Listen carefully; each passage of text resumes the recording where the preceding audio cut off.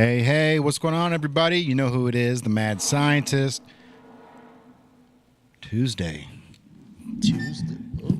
Back in the saddle, bro. Hey. Back in the saddle. It's falling apart. It is falling apart, we out here, but we did just get to see a pretty cool Bengals now. Yeah, man.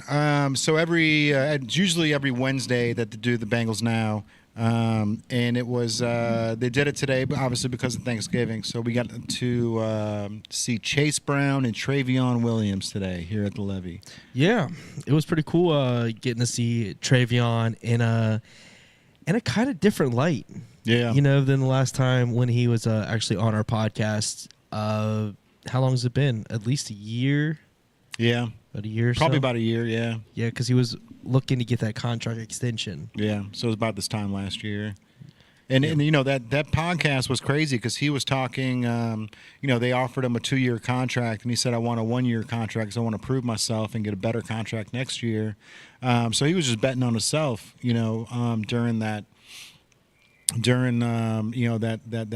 1-year season. And, learning about him, dude, it was incredible, bro. Like how smart he is, how he works with like Frank Sinatra's grandkids or something. He was, and he's a professor at a school where he teaches kids like debt relief, right? Was that what it was? He helps people fix their credit. Fix their credit, yeah. Mm-hmm. That's crazy, dude. That is crazy. I think his way that he maneuvers in life is admirable and inspirational because he's a running back in the NFL, regardless of what team you're on. We love that he's on the Bengals, but any running back in the NFL is their time is very limited because you have your off season is working towards during the season, and during the season you're working toward each week and to make time for all the things because he's also doing video. He does video with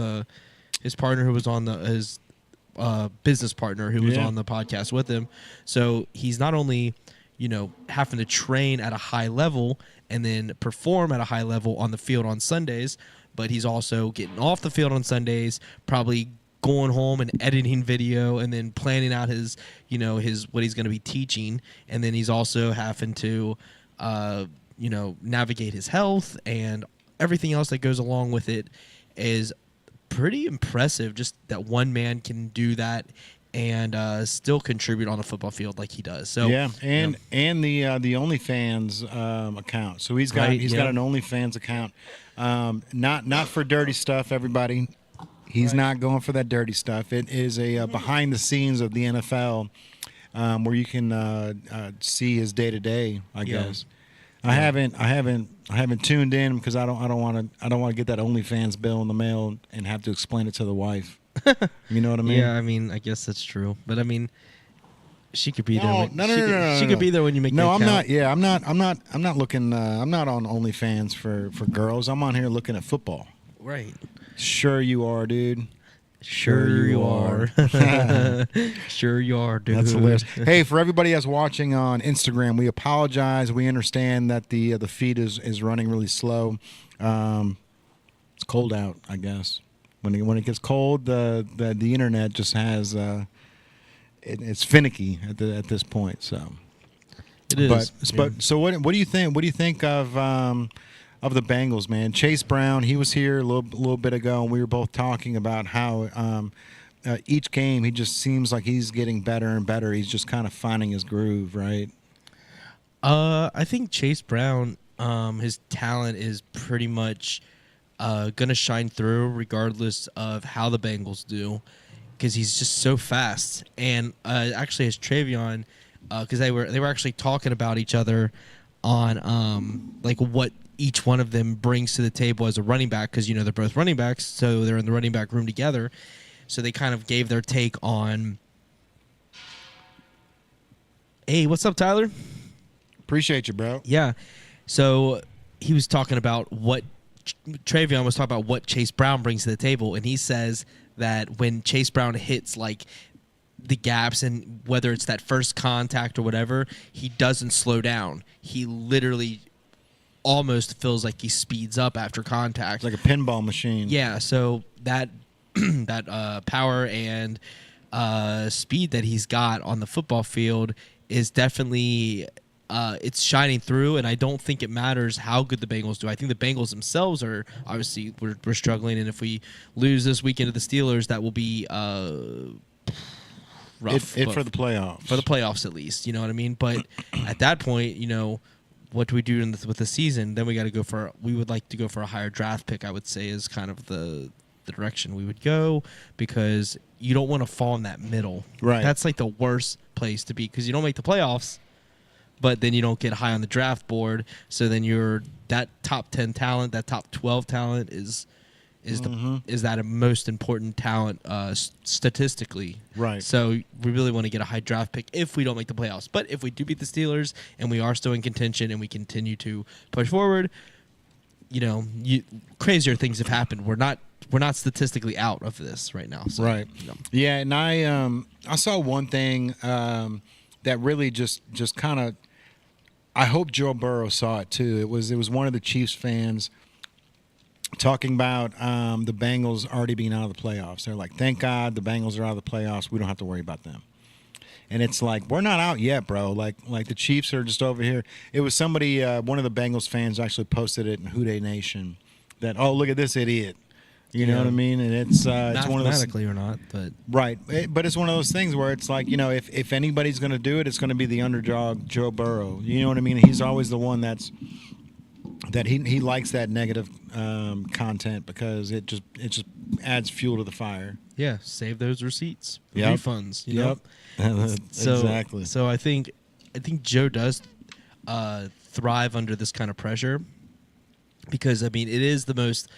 I would say not the most intense pressure that Joe's been under, but it's definitely high pressure based on his contract, based on what they're going to have to pay Jamar Chase, what they do with T. Higgins, which we all assume that T is going to leave because they can't afford T, but what happens with the defense, how they're drafting because they're definitely going to have to draft defense. That's definitely going to have to be the priority. Yeah, and that's the big issue, is it doesn't matter how good Joe Burrow does or how good Chase does. Like, that's only half the game. The other half's defense, and we got to make sure our defense doesn't. Joe can score 30. And we can still lose easily. You know what I mean? That's fucking crazy to think. Yeah, we lost to the Commanders that way, the Ravens. It's wild, dude. Yeah. And it's just you can put up big points, but if the defense doesn't at least get a stop or two, like major stops, you're just points for points. Right. And if someone kicks a field goal, if you're the one that kicked a field goal, then you're still 4 points behind the touchdown. Yeah. You know what I mean? Speaking of field goals, Money Mac, bro. What do you feel like his time has already just passed, or do you think there's something in his head? Do you think it's the kids keeping him up at night? Because like seeing him at that last game where you see Joe Burrow and Jamar, they both go into the tunnel and they look defeated. They look like they just put everything out there and there's nothing left, right? They look defeated when they walk into the locker room. Put it on the field. And McPherson's still out there smiling, dapping up other teammates. And, there's something that I saw when, Burrow was on a third down again, and they panned over to McPherson, and he's on the sideline after he missed the field goal. He's just holding on to his jersey like he does, instead of like warming up, like practicing the kicks. And the guy that it was his podcast. He's like, what is he doing, dude? Like, you just missed 2 field goals, and it's the fourth quarter. It's third down, and you're not over there warming up. You're just sitting there holding your your jersey. Maybe he knew it was all but wraps. Man, I just I don't know. Like, think about it like this: when people are seeing the end is near, and they're just gonna. They might just relax for that last. But the end isn't near though, right? Because he's still got a 3-year contract, doesn't he? Doesn't mean he can't be cut. And I think he is. I think he's at the point where he hears the confidence from the staff, because I think Zach Taylor endorsed him, supports him, which as a coaching staff you should do it until the team cuts him. Right. You don't say anything about your players until the team chooses to move on, and then it's off you because you're the head coach and you need to keep a positive mindset regardless of the outcome of the games. But hey, appreciate you. Yeah. These hats, man. We out here. We both got the 859 on today. Jay's got it on as well. So Yes, sir. we're rocking matching hats. It's the Splatter, which is a brand new drop down here at Native on the Levee. So come down here and get your hat. There's only 50 made of each version. So there's 513 and 859, and then we got some other colorways with the 513 and the 859 as well. So you can get your Bengals colors, you can get their UK colors, and you get the splatters. So we got a little bit of everything going on here. Yep. And then in 2 days is when the OSU hats will be done. In the Indianapolis Fever and Pacers version, the Louisville 812 for Indiana, Chicago we've got, and then we've got a limited edition Dare hat that we're bringing out too in this splatterway. So all those, they should be done within the next 2 days, shipped out. So we're 10 days away from having those. Right in time for Christmas. Yeah, bro. Yeah, it is. We are about to see Thanksgiving, Black Friday's upon us. Things are about to be in. I mean, they're already in holiday mode, but I feel like this November has just flown by. Oh, bro, this whole year's flown by. It has flown by. It's just like every time you turn around, it's like it's Valentine's Day, and all of a sudden it's summertime's here, and all of a sudden it's like, holy shit, Thanksgiving's here. Like, oh, Yeah. wait a minute, like. Yeah, now it's time to redo whatever you did. I mean, I feel like I still had like Christmas things that are around my house that I like feel like I'm putting out again when I just put them away. Like, Right, yeah. That's how it feels like. So It's crazy, man. Yeah. In December 20th, Ryan Cabrera is going to be back in town. He's going to be in Cincinnati with LFO, O-Town, and a couple of the members from NSYNC. They're doing a Christmas thing down at Hard Rock, a little Christmas show down there. So Okay. we might be able to get some tickets for that to give away. But then, obviously, Cabrera, his wife, Alexa Bliss, is a Columbus native. So we will definitely make sure she gets one of those OSU hats when they're in town. Yeah, absolutely. Yeah, bro. That OSU color is so fire, dude. It's like when we're going through the colors, you and I were picking out like the red. And it's like there's 15 different red threads to choose from. Yeah. And then when it came to the hat, it's like, there's 10 different grays to choose from. It's like which gray matches OSU. And it gets, it gets overwhelming, right? Because it's like, man, which one's going to nail it? Because if it doesn't, if the blue doesn't look like UK blue, then you're screwed. Yeah. You know Yeah, what I yeah, mean? And the same, especially when it comes to OSU, because that gray and that crimson red are like so specific. They you are know what I mean? specific, yeah. But that is one thing that I love about sports teams, bro. Like the Reds. The Reds are red, white, and gray. The Bearcats are red, black, and white. Mm-hmm. The red color are two totally different reds. Yeah. Two totally different. And Red's red is totally different than Bearcats red, for sure. Yeah. Bearcats red's definitely a little darker. Yeah, and it's funny too, man, because I got like being an artist and understanding like Adobe Photoshop and understanding how computers work. A lot of the times, the like my computer will default, instead of having black be like 000 or 100 for CMYK, it'll be like 33, 33, 33, 100 or something, and like that color has like a hint of brown in it.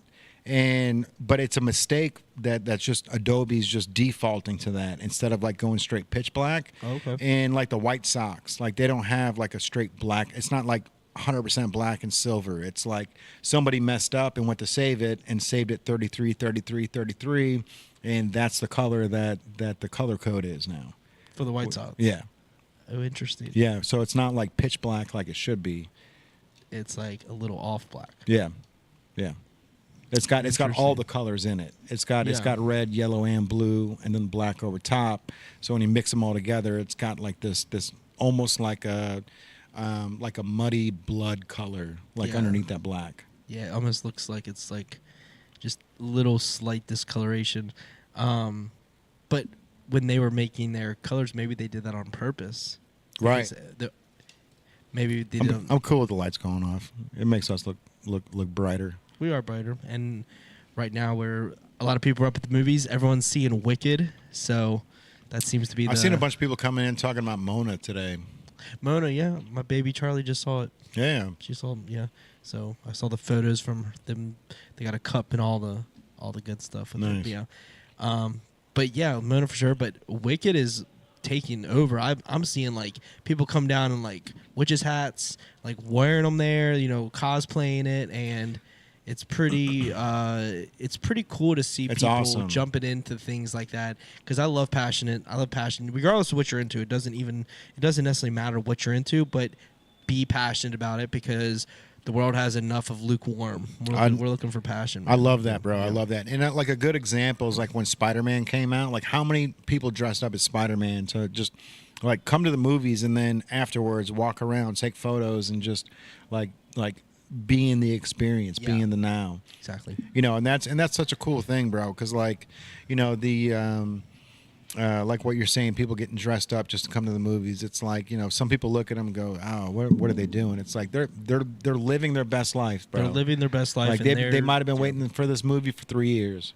You know what I mean? They might have heard about this when the screenplay came out. Right. You never know. When the director first said that he was working on the next Wicked or whatever, and people are like, in general, and any, because Wicked is something that reigns way further than the movie theaters, that people get fanfare about it for so many different reasons. So like when they first hear that there's a new movie or new this or new that, people that are in it, they're not necessarily like maybe extroverts. They're someone that just is into their thing. That's it. And this is their time to go to the movie for that one time, kind of a thing. And then they get a chance to dress up and bring all their friends along and make a whole night of it. You know what I mean? Like, don't take good things from people. Don't take what they love, because would you like that done to you? You know what I mean? Like, treat others as you want to be treated. And I think that's powerful to think about, because a lot of people out there just love to just judge from the jump when they see something, and it's like, hey, maybe you should sit back and like, hey, maybe I should start getting passionate about something. Maybe I'm not living the full experience. Yeah, bro. Yeah. Speaking of being passionate, man, I was a huge basketball card collector in the 90s, bro. Like 1988 to like 1993, like I lived at the card shop, the baseball card shop. And like unfortunately, like now, like 20, 25, 30 years later, like they call it the junk wax era, because they just printed so many cards that they're not worth anything. Except for like obviously the Ken Griffey Juniors are worth something, like Derek Jeter's rookies are worth something, error cards are worth something. But now like baseball cards have come back, and like Fanatics got a hold of it. So now Fanatics is cutting jerseys and cutting baseball bats and just doing slivers of like somebody's baseball bat and putting it into a baseball card, making it super rare. Autograph cards as well. And it really seems like the hype is back for these cards, man. Like Paul Skeens, no one knew who he was outside of Pittsburgh 3 months ago. You know what I mean? And now all of a sudden he's the rookie of the year. He's dating Levee Dunn, who she still wants to date Burrow. I guarantee it. She's just out trying to find the. She's just trying to make her way up the mountain. Make her way up, bro. Yeah. But Paul Skeens, he's like he seems like a pretty badass dude. He seems pretty exuberant, right? Like in his own lane. But the way that these cards are going, like right now, Topps, they just released the update series, and like I'm just not learning about these baseball cards again, man. And the update series is the new pack that there's a chance that you can get the MLB debut patch card for Paul Skeens. And the card is going for about $350,000 if you find it, bro. Wow. And that's you're starting to see all these cards like it's a one of one auto patch. So that means that it's autographed, and it's a patch that was on his jersey on his first game. He's like when you your first day in the majors and your first game, you'll get a patch on your sleeve that says MLB debut. And then they'll cut that and then put it into a baseball card. So they got one for every team. Ellie De La Cruz's was just pulled last week. So somebody's got that one. That's, probably going to go for $150,000 to $200,000 for that, which is fucking insane, bro. Insane. It's crazy to think that like a pitcher like Paul Skeens is going to get $350,000 for that card, when everybody's already saying like he's going to need Tommy John surgery in 2 years with the way he's throwing the ball. Which by the way, we talked with fucking Emmerich Leopardi. Yep. And I appreciate that. He might be able to save that dude's career, man, with his AI technology. Yeah. I was looking at his website earlier today, actually, of all things, because I was just going good back. for you, bro. Because that's something like we should really tap in to Emmerich and just say, hey, like there's so many rumors already going around about Paul Skeens going to have Tommy John surgery by the way he throws the ball. You guys should keep an eye on him and start putting out your own data, and just ride those coattails. You know what I mean? Like yeah. I mean, if they can save his career, then that's gonna. I mean, where he's at in his peak first right now. year, bro. Yeah, but year one. Popularity. This might be peak popularity for him. Oh, bro. Do you know what I mean? What pitchers like Todd Van Poppel, bro? Like we're still waiting for people to come in and these pitchers that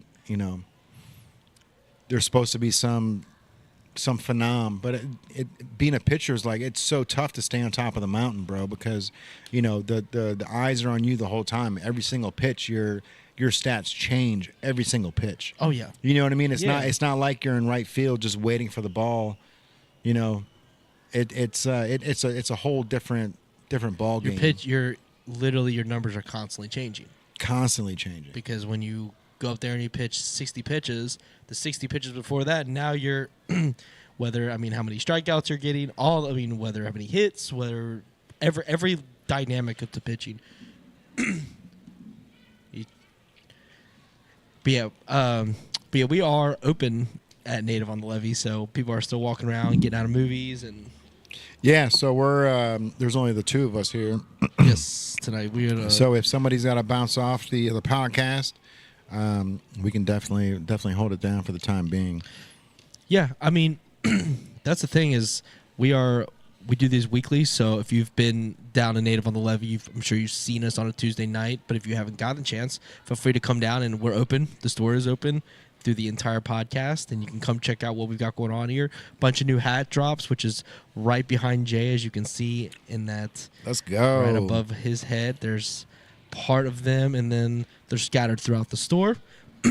And got some new merch coming soon, so we're excited about that. Yeah, and all the hats are numbered too. So 1 through 50, man. 1 through 50 on every one of them. It's one of those things where we're trying to find the right honey hole, right? So, I was a huge fan of Von Dutch back in the day. A lot of people don't know that they only made 250 of each colorway, and then they moved on to a new version. Which when you do bulk custom orders like that, like that's the easiest way to do it, right? Like we do batches of 50. It costs us a little more, but then we're not stuck with 250 of the same hat. We only got 50 of the same hat. So we plan on ramping up to get to that point where we're doing 250 of each colorway. But that's the beauty of it right now. Like everybody wants that limited edition stuff, that stuff that only you have, and once it's gone, it's gone. So like everything that we're doing here, we're making 50 of these, and then we're not coming back to it. So if you like the way this 859 hat looks, then make sure you come down here and get it. We did just do free shipping on the website as well. So you can hop on the website. You can buy the hat there. You can even do in-store pickup for free. So we don't have to ship it to you. You can just come in, just make sure that you lock it in so that you have it because they're going quick. The black Bengals hat, I think we're down to maybe 20 to 25 of them already. So those went super quick. I was certain, bro, that beige and black Bengals hat was going to be the first one gone. And then the blue and white UK hat. I was thinking like these two, the two-tone on these is so fire, dude, that they're just going to fly off the shelves. And it's like people like their Bengals. People like that black with the orange underbrim. Yep. And the underbrim on that hat is just like the chef's kiss, bro. Oh, yeah. It's like we gotta spend the extra money to make sure that we always do something custom on the bottom of the hat, whether it's a logo or the checkers for the UK, something on there that we have to make sure that it's like the cherry on top. Yes. You know what I mean? Yeah. I mean, I think having the drops be so different with how they've been for like so long, they've always been so the drops, whether it's a flat bill drop with the box logo or an arch logo or just different colorways, they're so different. So when the next one comes, you're getting a lot of shock value. You're getting a lot of like new opportunity. Like this one's obviously have the eyeball on the side of the hat right here. I'm obsessed with the eyeball on the side now, bro. Can't see unless you're. I wasn't sold on the eyeball on the side until I put all the hats together. Like I've got a little spot in my closet for all my hats, and when they're all folded and sitting next to each other, just all different colors, all different area codes, like completely different hats, but that eyeball on the side just ties everything together, man. You know what I mean? It ties everything. And like I wanted to do an N on the side, or I wanted to do something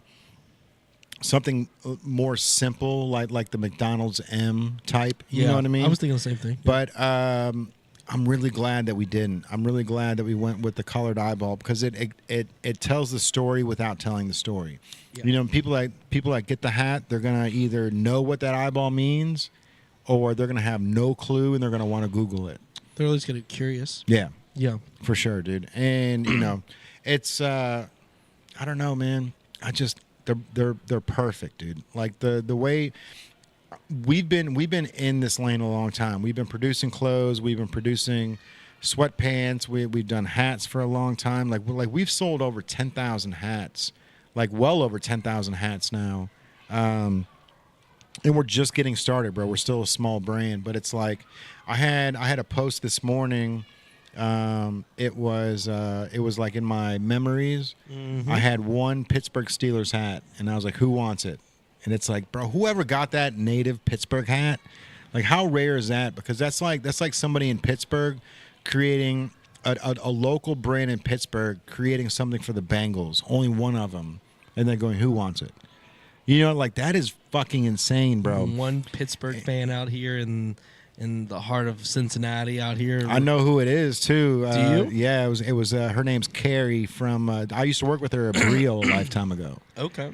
But shout out to Carrie. Yeah, and then there was this morning again on the memories. There was somebody that tagged me in a photo, and he had it was either a 202 hat or a 212 hat, and it was a floral bill on it, bro. You've been with me a long time, bro. Have you ever seen a 212 or a 202 hat with a floral bill? We were making one-of-a-kind pieces back in the day for people, bro. I have seen a floral bill at some point. I mean, we've done floral bills, and it's been 859 and 513, but like a 212. Because there was like the pink. Yeah. And on the black pink hat. And teal, yep. Yeah, I think I remember that with the floral bill, but let me see what this 212 area code is. It was either 212 or 202. 202 is New York. Yeah. Look at you, bro. And so's 212. All right. So 202, 212 is like the Manhattan area. 202 is Washington, D.C. 212 is New York Giants. 212 is New York Giants. 202 is Washington, D.C. What is Philly? 215. 215. I knew it was in there. Yeah. Yeah, all those area codes. It's like I would love to know the rhyme and reason behind the area codes. Does it start in the twos and get bigger as it goes through the country. Because like, I might blow your mind right now. Highways. I knew the highways. I-75 up and down. Mm-hmm. If it has a 0 on the end, it goes east to west. Right? So you knew that? Yes, I did know that. It's that will teach you so much about in the long run about like getting lost. So for everybody watching, I-75, okay, if there's a 5 at the end, it goes north to south. If it's got a 0 on the end, like I-70, it goes east to west. Now, if it's got a 2 in front of it, so 275, that's a loop. That will go around the city. 275 is a loop. If there's a 4 in front of it, that means that it's veering off the main highway, so 475. So 4 means it's veering off of 75, but it'll catch back into it. Okay. So if there's a 4, that you can leave it and then connect back to it. If there's a 2 in front of it, that means it's going around the city. If it's a 5 at the end, you're going north or south, and if it's a 0 at the end, you're going east to west. East to west, yeah. Easy, bro. It's like, and you think about this, system. and you're like, yeah, there's a whole system. Like, who did this? Who did it? You know what I mean? Who built these? Who built these buildings? The aliens. Who put this road here, bro? I was talking with Nathan this morning. Started up, and he tried. Man, you want to talk about conspiracy theories, bro? Like, so we were talking about like, and I've got a buddy who's head over heels into conspiracy theories, and he's been on the podcast. He was the producer of the podcast. Yeah, and he wants to do more conspiracy theory podcasts, but he wants to do it with his face blurred because he doesn't want people to know who he is when he does it. Because he's like, some of the stuff that he says, like I thought I like conspiracies. Like, he named 15 things off this morning. He was like, "Do you know this?" I was like, "Nope." "Do you know this?" "Nope." "Do you know this?" "Nope." Let me school you on everything. And it's like, because when he walks in the house, and I'm just on my phone listening to a quick like Instagram 60-second. Did you know there's like ancient Egyptians in Ohio? And I was like, what? All right, I'm in. So I'm watching this, and they were talking about like underneath Ohio, there's these caverns that they've found giant bones, like giant human bones under there, and even the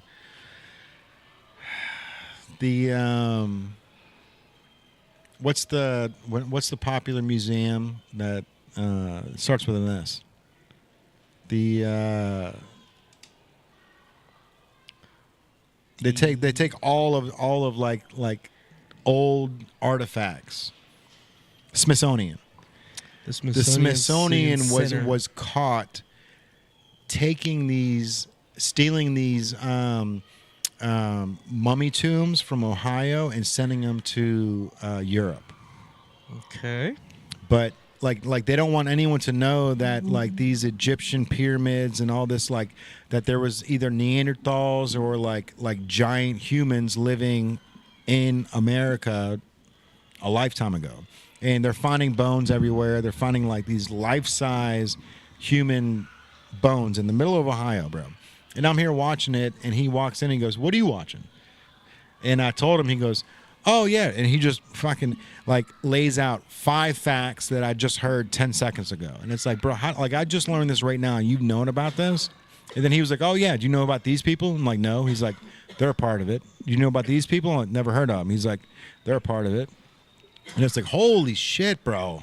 He's been on the rabbit hole. Oh, dude, he is down the rabbit hole. He's like one of the rabbits. Yeah. He's the rabbit with the bow tie going, "Come here."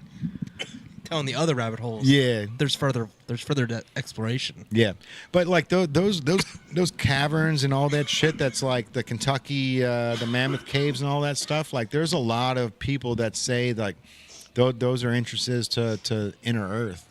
Do you believe in inner Earth? I mean, like, okay, so let me. So they were talking about the Coors Mantle recently. Yeah, I was just gonna pause it and no, go ahead and tell the story because that's something where you go. Yeah, they're finding more water inside Earth than is on the outside, right? Which is crazy to think that there's more water hidden inside Earth somehow than what's on the surface. Yeah, there's more water. I mean, it makes it seem like it's more than 70%. Right, which is crazy.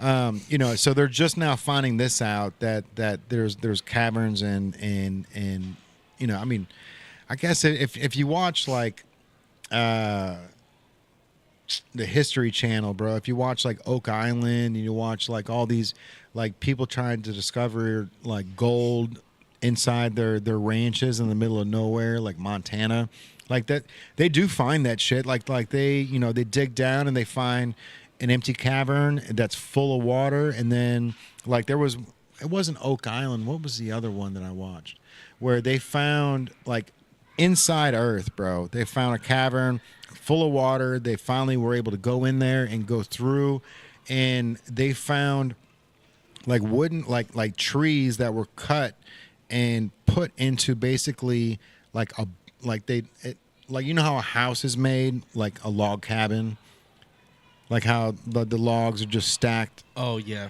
it was stacked just like that inside Earth, like that's been untouched for thousands of years. But it was like something was happening, like somebody built that, like, it wasn't underwater, it wasn't flooded at the time when they were building it, obviously, but it's like, who the fuck put that there, bro?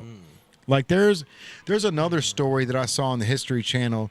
This lady had to get her toilet fixed in Italy, and her toilet was broke, and she had a plumber come out. Plumber took the toilet apart, found a hidden passageway under her home that led to these caverns that opened up to Nero's Colosseum.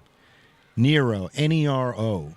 This was like it was 300 to 600 people is what this Colosseum held underground, and it was right underneath this lady's house, bro. Interesting. And Nero was like one of those that like loved like murder and death, and so if like whoever lost the battle got their head fucking like cut off right there. Like this was all underneath her house in the middle of these caverns, and like they start going through all these tunnels, and they're seeing a market. They've got basically like a market from 2,000 years ago, which is just like, stone shelving, and then they've got another like little compartment with dead bones. It was like all just dead bodies. Like that's their cemetery. Like it is fucking crazy, bro. And this. It's not like I was watching this on IG or TikTok. Like this was an actual History Channel episode, like that I saw 10, 15 years ago. So, do you think that these ancient people, do you think that the technology that we have now was more advanced than what they had back then, or do you think the technologies that they had were maybe they were disrupted by like a flood, or because like who knows if they were living in the time of the dinosaurs or when things were happening, because our timeline doesn't exactly always add up. No, it doesn't. It doesn't add up. It's getting grayer and grayer. It's getting grayer and grayer, and we don't really know. We only know what we can find, and we can date, and we can, and even then, it's really just a guess. It's all theories, so it's not like even anything's concrete. And like the idea that there's Egyptians underneath Ohio is wild to even can't even fathom that idea. But I do know that there are underground tunnels all over the United States. Oh yeah. Like there's as much travel room above the ground as there is below the ground.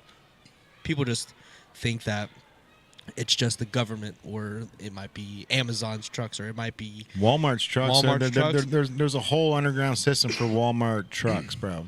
Like I went down that rabbit hole before the pandemic when they were talking about I can't even remember the name of it, but it was basically like Jade Helm, the Jade Helm project, and it was basically like turning Walmarts into concentration camps. Yes, and that was crazy, because there's a lot of the Walmarts that were built, and then they were closed within 365 days of opening.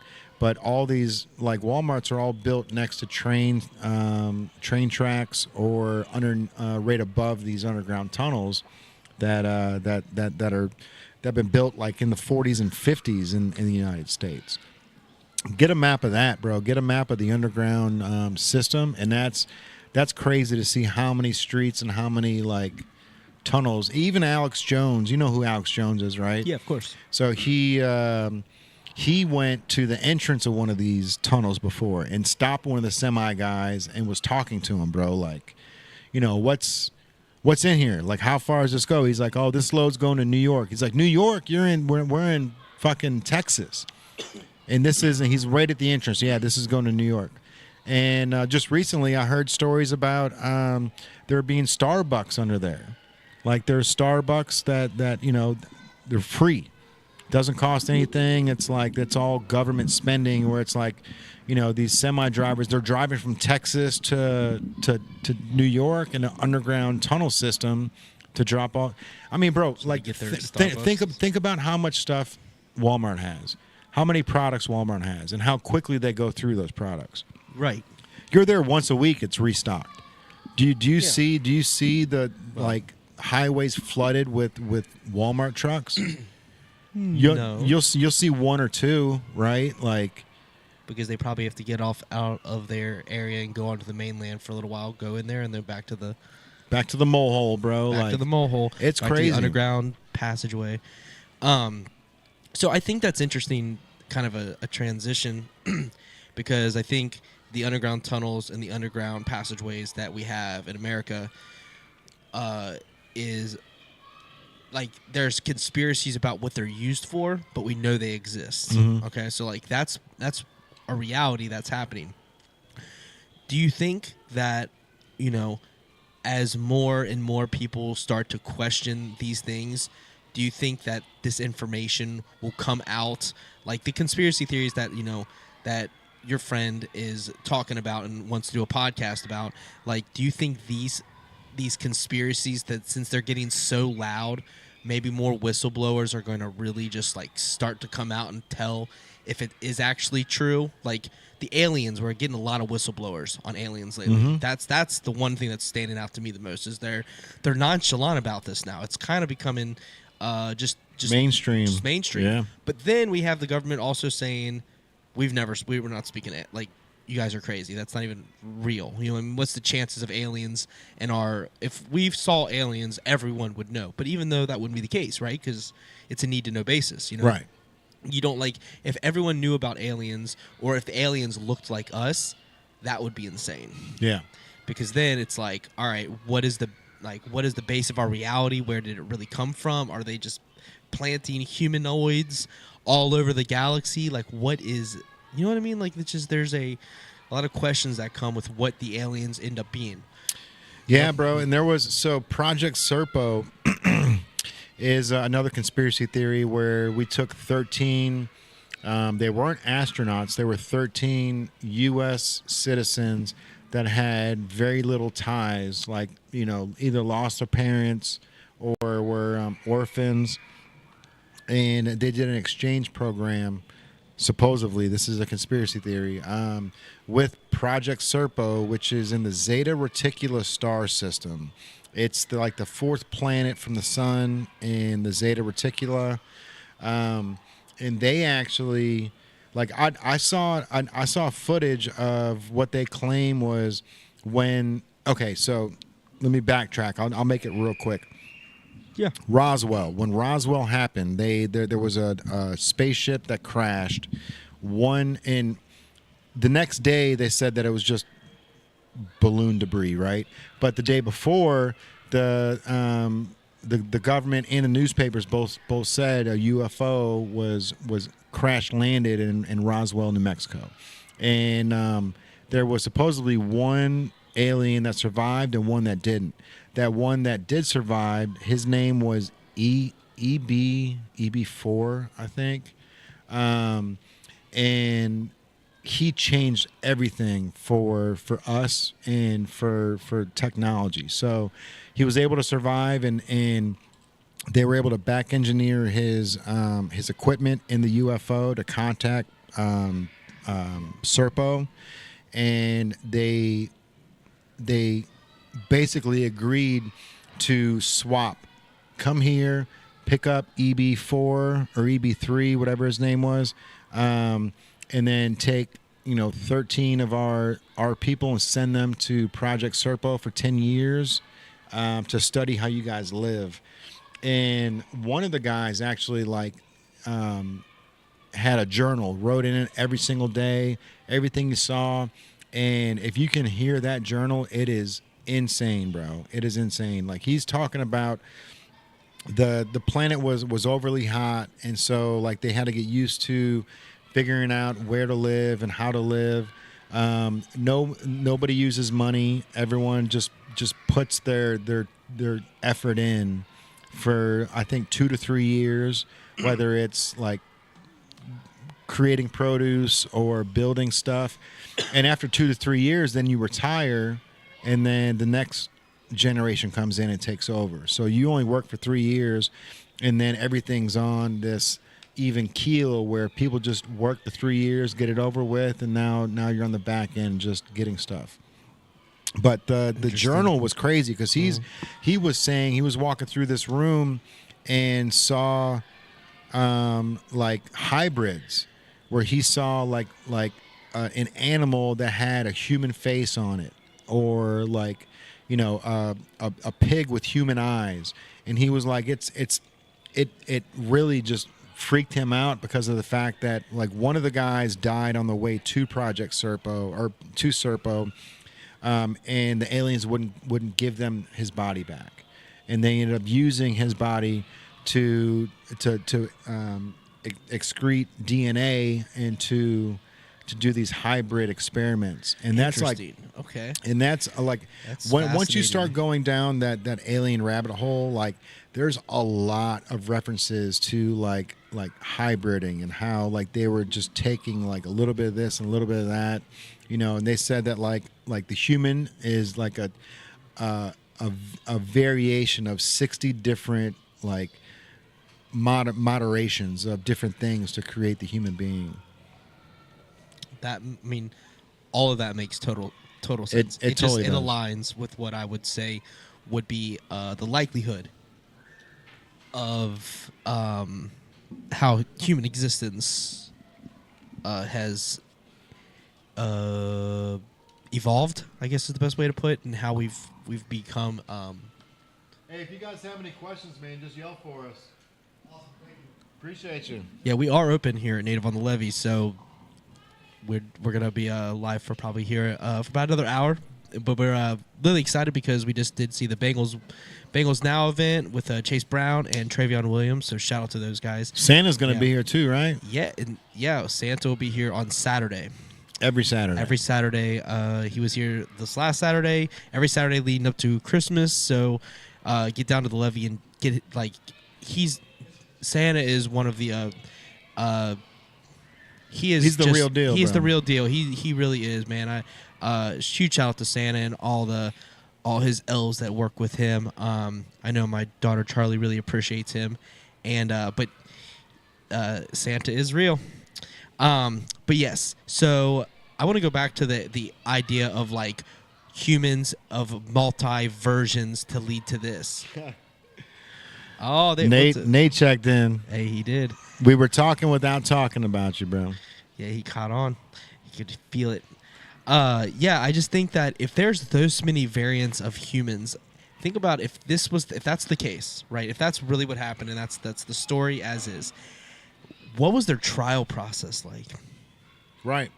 What's the like? For sure, like, bro. what's the process that this took to get it right? To get it right. How many wrongs did they have to do? Right, and then, if I was creating this kind of thing, like let's put it in your perspective. If I'm creating this, I'm like, once I get done with it and I get to the final form, I'm like, all right, well, we need to try this out. So you find the planet, because if you're able to do that, you're probably able to do the travel for sure intergalactically. So So find the planet, and let's leave them there with no help. Let's see how it just does. Yep. And then you got to start. Ants in a box, bro. Yep. Let's just start them there and see how far they get. Like, oh, these motherfuckers are crazy, bro. Right. That's what I would do. I literally would think. What was that? Exactly. Was that a smoke bomb off of Earth? We need to go check on these dudes. What are they doing? Exactly. Yeah. Yeah. Exactly. So and that's what happened with Pearl Harbor. Like there was after the whole nuclear bombs that went off, there was a high spike in UFO sightings. You know, it's one of those things, man, where, you know, are we an experiment? Like, are we like a little pet project of something bigger? Or is it a simulation and we're just all just inside that eyeball you were talking about this afternoon? Oh yeah, when that they got the like the sketch of what it is to look like. I think that is fascinating. They I don't know what tools they use to make the image, but it definitely looks like they have the universe and what an atom looks like. That's what it was. What an atom looks like. The yin yang? No, the eyeball. Bro, it's crazy.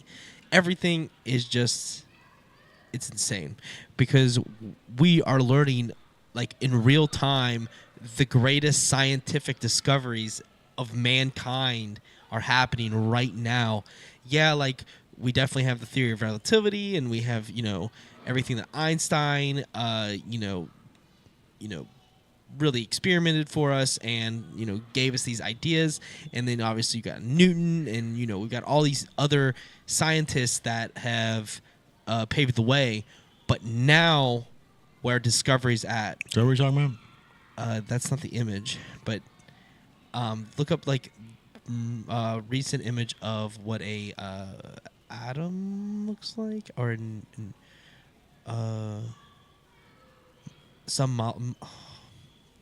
but it's pretty crazy. I just saw the image. I'll have to look it up. I have it saved somewhere. Yeah, you're gonna look that up because I'll find it. Yeah, the atom's still showing like the normal atom. Hold on, I'll find it. But there's just so much new science coming out, and I just think it's fascinating. The whole thing is, it's pretty incredible. And I love new discovery. I think we as humans are so curious because we just don't understand, and maybe we don't understand because we're not even able to understand because we were placed here. You know what I mean? We were placed here in a time when they were just trying to experiment with what they created the first humanoid. Using the 60 different variants, just like you alluded to earlier. Here's what I saw, which is crazy. The quantum yin yang. It's 2 photons. Then did you see this? So that's what happens when 2 photons are introduced to each other. That's insane. They literally the 2 photons turn into a yin yang. That's I really think there's more to the yin yang than you know. Obviously, when it comes down to it, bro, like the Eye of Horus, like there's so many things that like we just assume is just that's just an artifact or that's just a piece of art from the Egyptian times. Like no, there's things behind that, right? Like the Eye of Horus matches the third eye, you know, the pineal gland. Yep. The pineal gland matches the Eye of Horus like to a T. Did you know they found that here it is? Did you find that that we have memory in our pores, our skin, everything has memory. Really? It's not just in your brain anymore. The mind isn't the only place that holds memories. So everything. That makes sense because when I water holds memories. Yeah. But when I go, Kaylin's always impressed. Like when I'll touch a material, and I'll be like, "Oh, that's my doll," and she's like, "I've never even heard of my doll before."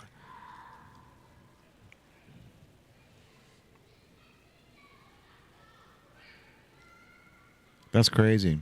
Look at that. A single photon. So photon, not atom. Photon, yes. That looks powerful. Isn't that interesting? That looks crazy powerful. Isn't that interesting? Because if it's an eyeball, and they say the universe, when you look out from the as far as you can the universe, it appears to be what an eyeball would look like. Mm-hmm. Eyeball is the where you see through everything. You know, people, they say, look into your soul, all that lure, you know, whatever. Is it all connected? And then, like, gotta be. That's insane. Because that image you just saw, like, they, like, that, I don't think it's rendered. I think they just revealed it. And, like, that's telling us, that tells me something, dude. Is that what the higher is? I mean, think about it. If it's all that connected, like, it's just something interesting. It's crazy, bro. And they always say the third eye, the whole thing. Like, there's, like, just so much. I think there's something. Because that's, bro. We have been lied to our entire lives, bro. I don't think they have the answer. You know, like they're just guessing, dude. Right. Well, you know, somebody knows. Someone knows. The Vatican knows, and they've suppressed all the info. You know what I mean? The oldest library. Too. They know something, bro. Like, you know what I mean? Like there's the Sumerian calendar, like the Sumerian tablet that shows like all 10 planets perfectly aligned. Like, this was Zacharias Sitchin is the one that has the tablet, but it's like an actual stone tablet that's got our universe etched out into it, and all the planets are in line perfectly how they should be. And this thing is like 1,000 years old. You know what I mean? Like, what the fuck, bro? Yeah. Like, there's, you know, and you were talking earlier. You asked me a question, and we never got around to answering it. I just think about. I think basically where the question came from was your friend is spouting off all these things that could be so true, and he was able to find this information. Right. Do you think it's going to make an impact on how fast information really does come to surface with us? Because if people on the street can get it, you know, it's not. And after this election, bro, like I see what they can do to sway and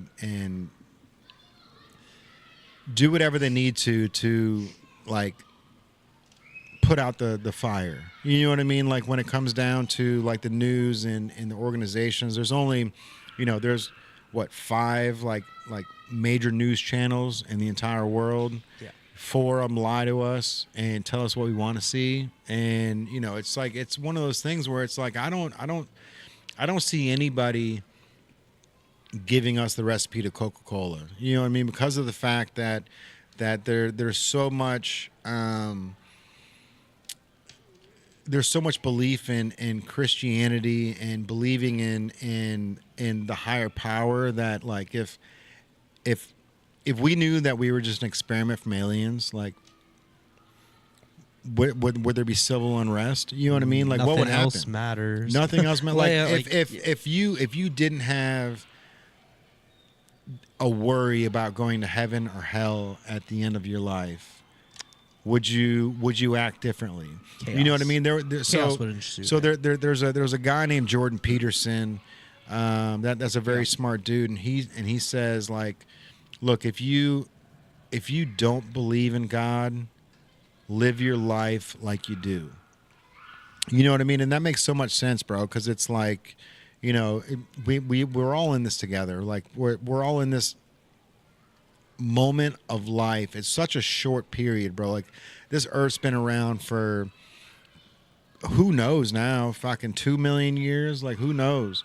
And we're all on this thing together for 70 to 80 years. You know what I mean? Well, that is going to expand. Right. But what I'm saying is, like, it's such a short blimp, bro. And the fact that you and I are on the earth right now at the same time, you know, doing the same things that we love. Basically, you know, we're 8 years apart, but in the grand scheme of things, like, we are right here, bro. You know what I mean? On the grand scheme of this, it's you and I right here, and it's crazy to think that, you know, a 20-year difference could mean everything. You know what I mean? A 10-year difference could mean everything. Yeah. I mean, time is entirely relative. Time isn't it's like I say a lot, like time isn't real. Like, because when we're at different times, when you're experiencing time so fast and time flies for you, while for someone else with the time might feel like it's standing still. You know, like someone in jail, for example, they might feel like time standing still for them. And then you might have 2 weeks where you're with great friends and family and everything is so much fun. And before you know it, every day feels like the daylight ends so quick. You're like, how did this happen? Like, we just had already nighttime because we're having so much fun, while someone else has experienced time going really slow because of situation. So time being such a variant like that, and then when you're traveling far distances, time changes as well. Like, so Brandon Perry in the building. Hey, so that's the thing, is because that's the way it works, we can't even get a full grasp on what reality really is in general. So in this small blip of time, like you're speaking on, we're just trying to navigate with the best of our ability in this time, whether it's be 80 years or in the I mean, they're saying by 2029 people could have the possibility to live to up to 500 years because of how, I mean, they've got new hearts they're getting out pretty cheap now. Like, people are able to rebuild their lives over time, and where I think they want people to live longer. Our civilization, for humans to really succeed, we gotta have to live longer than this. Oh yeah. You know what I mean? Like, we can't have Elon fucking only being here, like, producing stuff for 40 years and he's gone. Yeah, and that's the thing is, but they're gonna have it. I mean, they say by 2029 the way the health is going to work is going to be totally different. And obviously they say we're going to get Mars soon too, so expansion onto other planets. And they're worried about the planets more than they are our own ocean, which is insane. Crazy. Tells us a lot of that says a lot of frightening things to me. Yeah. You know what I mean? A lot of things that we don't even talk about a lot. If they're legitimately not that concerned about the ocean. They haven't explored that much of it at all. It's crazy. They're concerned about it by what's down there, I assume, based on not trying it. But they're like, we're not even. They cut all the spending on going to the ocean. Yeah, entirely. You know, there was a movie that I saw on Netflix like maybe 6 months ago, and it was basically like a movie that these not astronauts, but like researchers were they went into Earth, and they got into one of those like sacks of water that's inside Earth, and they found all these different like fish and like all these different like animals that all had different capabilities that other animals don't, like being inside Earth and having no light at all and being able to reflect light like they do. But they found an underground bunker down there that like somebody else was using for world domination. I don't know, but the movie was really good. I wish I could remember the name. Yeah, what's it called? I don't know. I'll try to look it up. There needs to be an app where you describe the movie and it gives you what happens. Right. What it is. Like, you describe the movie, you may have one character's name, you may describe maybe what they look like, or Google could probably do that. Yeah, I'm sure Google will. I mean, like, you explain like what, like, yo, he's a guy that emulates monkeys. He goes, flies through the forest, and they're like, oh, Tarzan pops up. You know what I mean? But then they could say George of the Jungle. So you got to be more specific. Maybe deep water. Deep water. Maybe. I mean, what is down there? Are they afraid, or are they just... Nope, that's way off. Deep water's not it? A well-do husband allows his wife to have affairs in order to avoid that is divorce. deep water. That is deep water. That is deeper water than we're even speaking on. Yeah, like, what would be the reason that they would not want to go down deeper in the ocean, other than the pressure and what it takes to make it happen? Is getting off the planet that much of the priority to where just learning our own planet? Because we know how much water's down there. Right. And the animals that they're finding at the very bottom are really unique in their own right, but are they really changing our life? No. No. What's going to change our life is going from a type 1 civilization to a type 2 civilization. Like right now, we're still type 1, bro. Like we haven't even made it to the second stage. Like second stage is interplanetary achievement, where we can go to more than one planet, right? Or But who set that foundation? Shock, So, I don't. Yeah, I mean, think about aliens. I don't know, man. right? Who set that foundation to say that that is the next step? Is that us setting the expectation, setting the bar for what we expect of ourselves? Because what if let's take all the alien talking throughout the door and let's say like none of it is even existent. It's all people on hallucinogens talking about shit like that, whatever the case, maybe they were drugged and they were convinced and they convinced a group of people, whatever. Let's say aliens don't exist, so we don't have this information to know what a type 2 civilization is. We are dreaming it and trying to make it a reality. What if no civilization has been able to make it off their planet because of the conditions in space? You know what I mean? Like, what if it's not even possible? Right. At the end of the Aliens day, told us. Aliens came over that's and what I'm said, saying. They said, "Oh, you guys are type 1?" And we're like, "No, I'm blood O." And they were like, "No, type 1 means like you guys haven't even left this place yet." Like, "Oh." But who was that conversation with? Valiant Thor. You know what Valiant Thor is? I heard the name. Yeah, he's another conspiracy theory. Valiant Thor is an alien that worked with the U.S. government in the 70s and 80s. Handsome dude. Handsome dude. Looked like a human. Looked like a human. Blonde hair, blue eyes, tall. Yeah, looked like a football player in the 80s, but he worked for the government. And his name was Valiant Thor. Yeah, like was he like he's a blonde hair? Is that why? There's a photo of him. It's a black and white photo. No, it's all. No, it's him looking to the left, and there's like a whole crowd of people. He actually kind of looks like Chief Cahill, our chief over in Dayton, Kentucky. Kind of looks a little bit like him. Interesting. I'm gonna start calling him a Valiant Thor. That's him. That'd be dude. He just looks like a human. Yeah. Interesting. Perfectly chiseled human. Doesn't make sense. He was just created on he was at the type 2, type 3, type 4 civilization. Yep. Came in and said, "Let me help you guys out. Let's get this going." Yeah. So that's I wonder if John Teeter had the information about this. Bro, what alien information did John Teeter have that we're missing? John Teeter blows my mind, bro, because like the more like he came out in 1999 and was talking like to anybody who would ask him a question, and they asked him like, "What do you think about the new like television?" He said, "There's no TV anymore. There's no news." And they were like, "What do you mean there's no news? Like the news is what everybody needs." He's like, "Well, everyone delivers the news from their own devices now. Like everyone talks.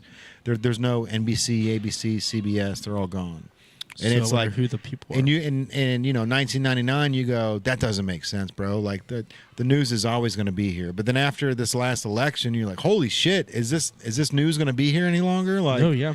They've been lying to us for how long? And they just keep peeing on us and telling us that it's raining, bro. So at what point do we just say, you know what, we don't need you anymore? You know what I mean? Mm-hmm. Especially when it comes down to how much publicity Joe Rogan got for putting Donald Trump on his podcast. That was one of those things where everyone was like, what are they doing? And it's like they're having a legit conversation because it's not being held up by people who have money. It's not being, you're not putting a carrot over anyone's head saying walk this way. Yeah, you know what I mean? It's a 3-hour conversation that's, hey, how are you?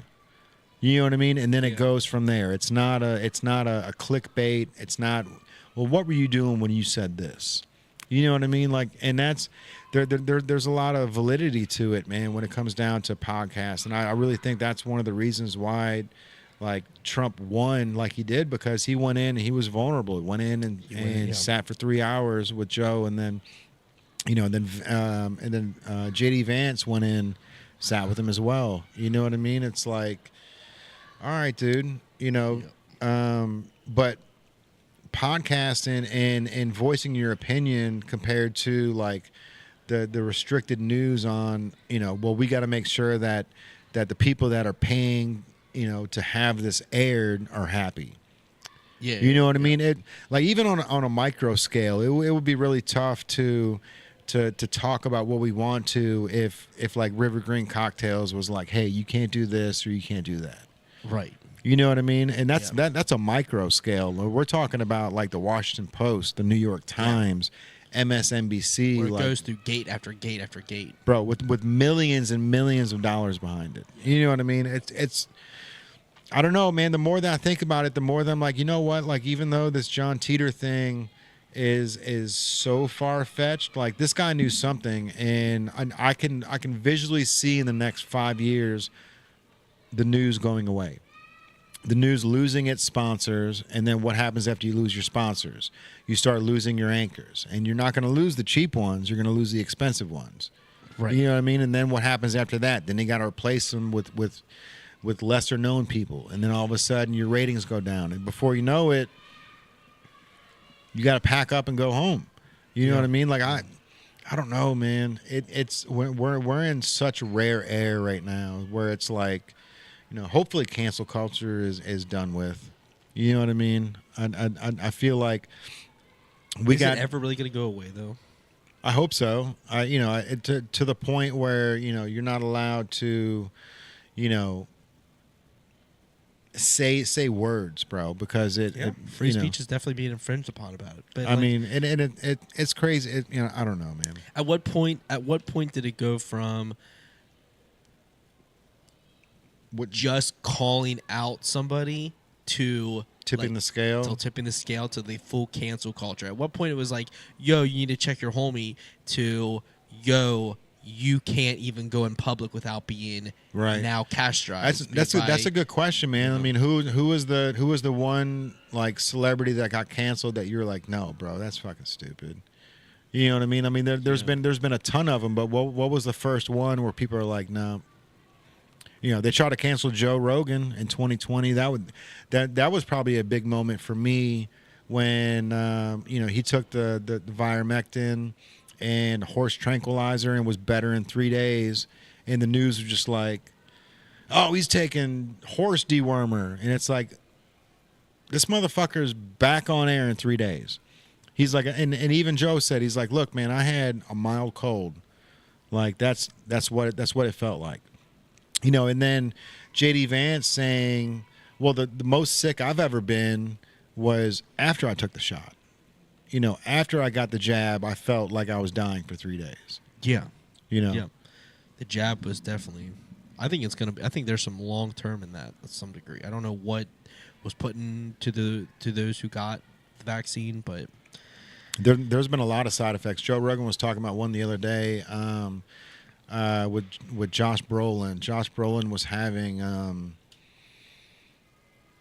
I think he said he thought he was having a stroke, maybe, where like half of his face like started to go limp, and like his whole right side of his body was going limp. And Joe was like, "Did you get the jab?" And he was like, "Yeah, I got the jab. I fucking work in Hollywood." And he's like, "That could be a side effect," because Josh was saying that it was. He was overexerting himself, like a new place that he lived, and his wife was like, "You got to settle down," like, when he saw that he was having like face paralysis, and Joe was like, "That might not be stress, bro. That might be from the jab itself." And Josh was like, "Are you kidding me, dude? Like, yeah, bro, these things happen. Like, it's crazy, man." And how long after the jab did this happen? Yeah, I don't know. I don't think they got that deep into it. I was gonna say, because if it's like a long term effect, because think about how long ago most people got the jab. Yeah, it's been a little bit. Some of the side effects probably have came and gone. I think like most of the side effects, I'd assume would be pretty substantial, pretty quick. I don't think it would linger, unless it's lingering something like it's breaking down something that's in your body. You know what I mean? Something that's breaking down over time that's making you sick. But I don't know, man. Like, when it comes down to the like the whole like immune vaccines and like all this shit. It's really scary, bro, because like the vaccine companies, they're immune to getting sued. Like they've said this before, like they put any of the vaccines out. They said, look, if we put vaccines out, we're gonna get sued because this affects everybody in a different way. So the U.S. government said, okay, you'll be like immune to getting sued because you guys are trying to help a mass cause. Yeah. So what happens when a company is immune to getting sued? They're going to keep putting out vaccines. Yeah. Keep putting them out. Not 1, 7. You need 7 of these. You know what I mean? And then when something else comes around, let's make a vaccine for that because, it may help, it may not. There may be side effects, but it'll help the immediate need. And then the side effects, we're not going to get in trouble for it. Yeah, there's no risk. Because we're immune to it. There's no risk. No risk. Yeah. Big reward. Big reward.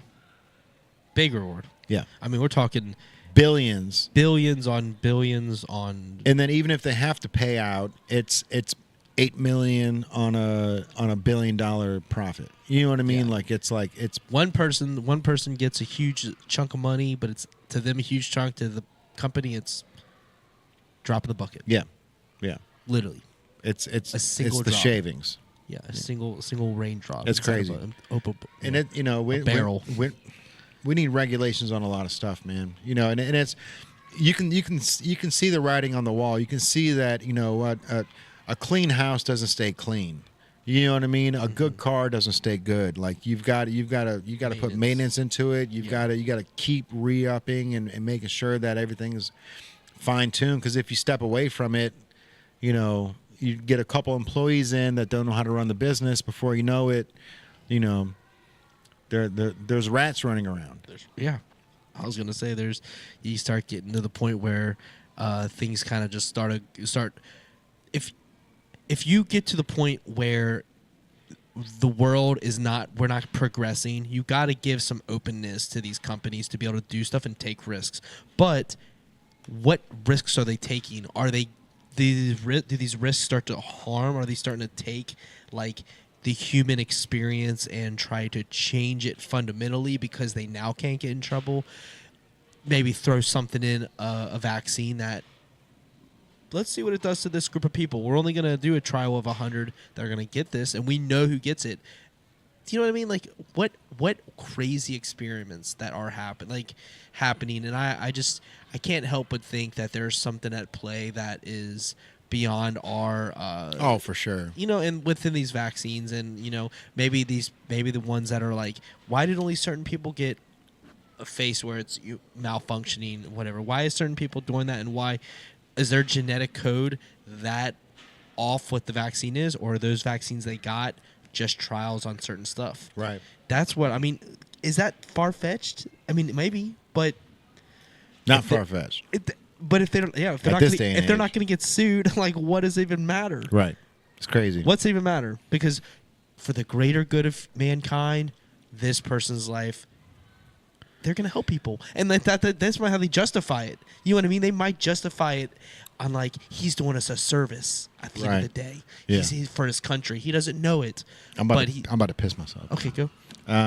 You want to wrap up the podcast, or you want to let it roll for another 15? Just roll for a little bit. Yeah, I think I like where. I'll be right back. Yeah. So we need that pisser right here, bro. Right. No guest tonight. We are doing just talk. Like this. Yeah. Genius, bro. Yeah, I think it's just really interesting, as me and Jay were talking about, just what is reality and what is happening in the human experience where things are changing so drastically right now. We're seeing a lot of changes in a really short time in the human experience, whether it's in medicine, whether it's in longevity in life, whether it's in new developments in technology, AIs,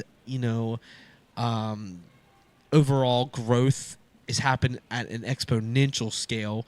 We're seeing AIs now that are creating as humanistic experiences as it possibly can get on a screen and not created by a human at all, just completely created by technology that's creating technology.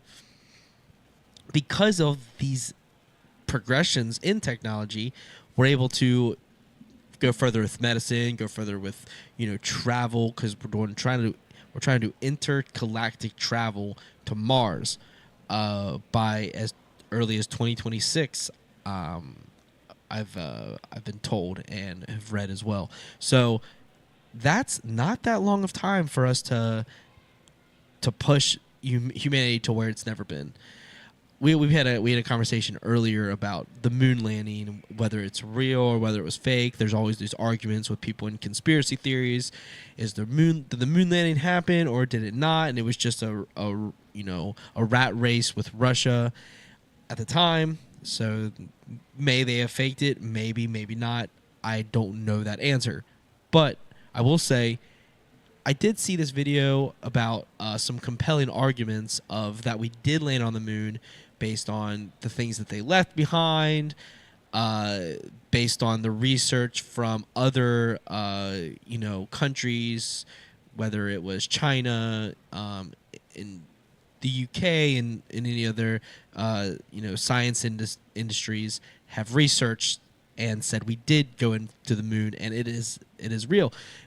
But when people question these realities, what does that mean? Why do we question it? Why are we questioning so many things? Why? Humans are curious, of course. They're going to want to learn. They're going to want to know. They're going to want to be there for the answers. Of course, we are curious beings by nature. Okay? So because we're so curious, we want to know the truth. But why are the conspiracy theories running so rampant? Why are people questioning the very fabric of what our country and our current humanity trajectory has said? Like, why are we questioning these things? Is because we don't trust the media, we don't trust the powers that be?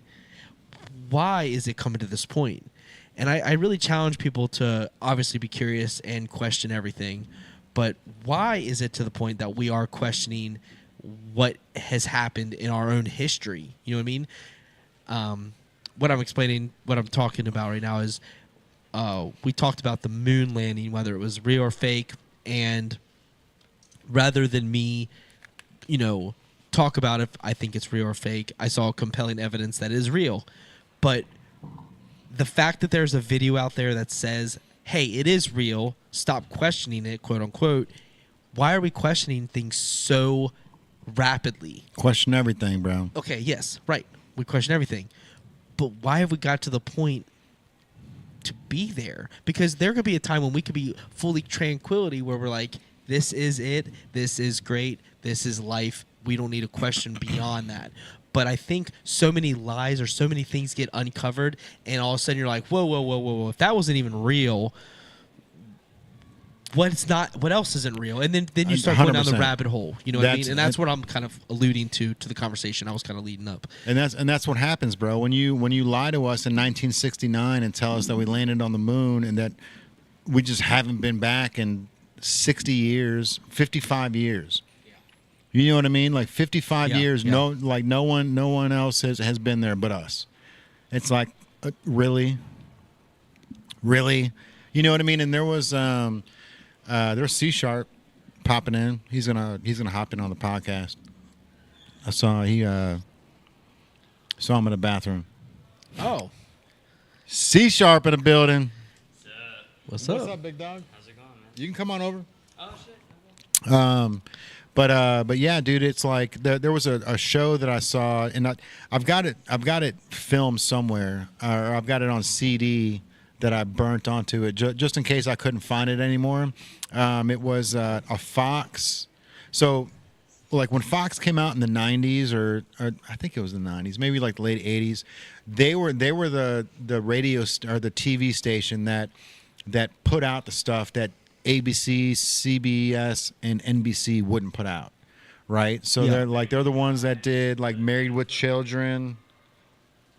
There we go. They did like Married with Children. They were the ones that picked that up when ABC and NBC turned them down. If those arms are shot, you can just take the mic and just hold it if you want to. Nah, that's good. Cool. But the video that I saw from Fox, like it was showing all the fallacies of like the moon landing on, the hairs, like when you're using your camera, you got little crosshairs on the corners, and like some of the stuff was even like put in front of the crosshairs.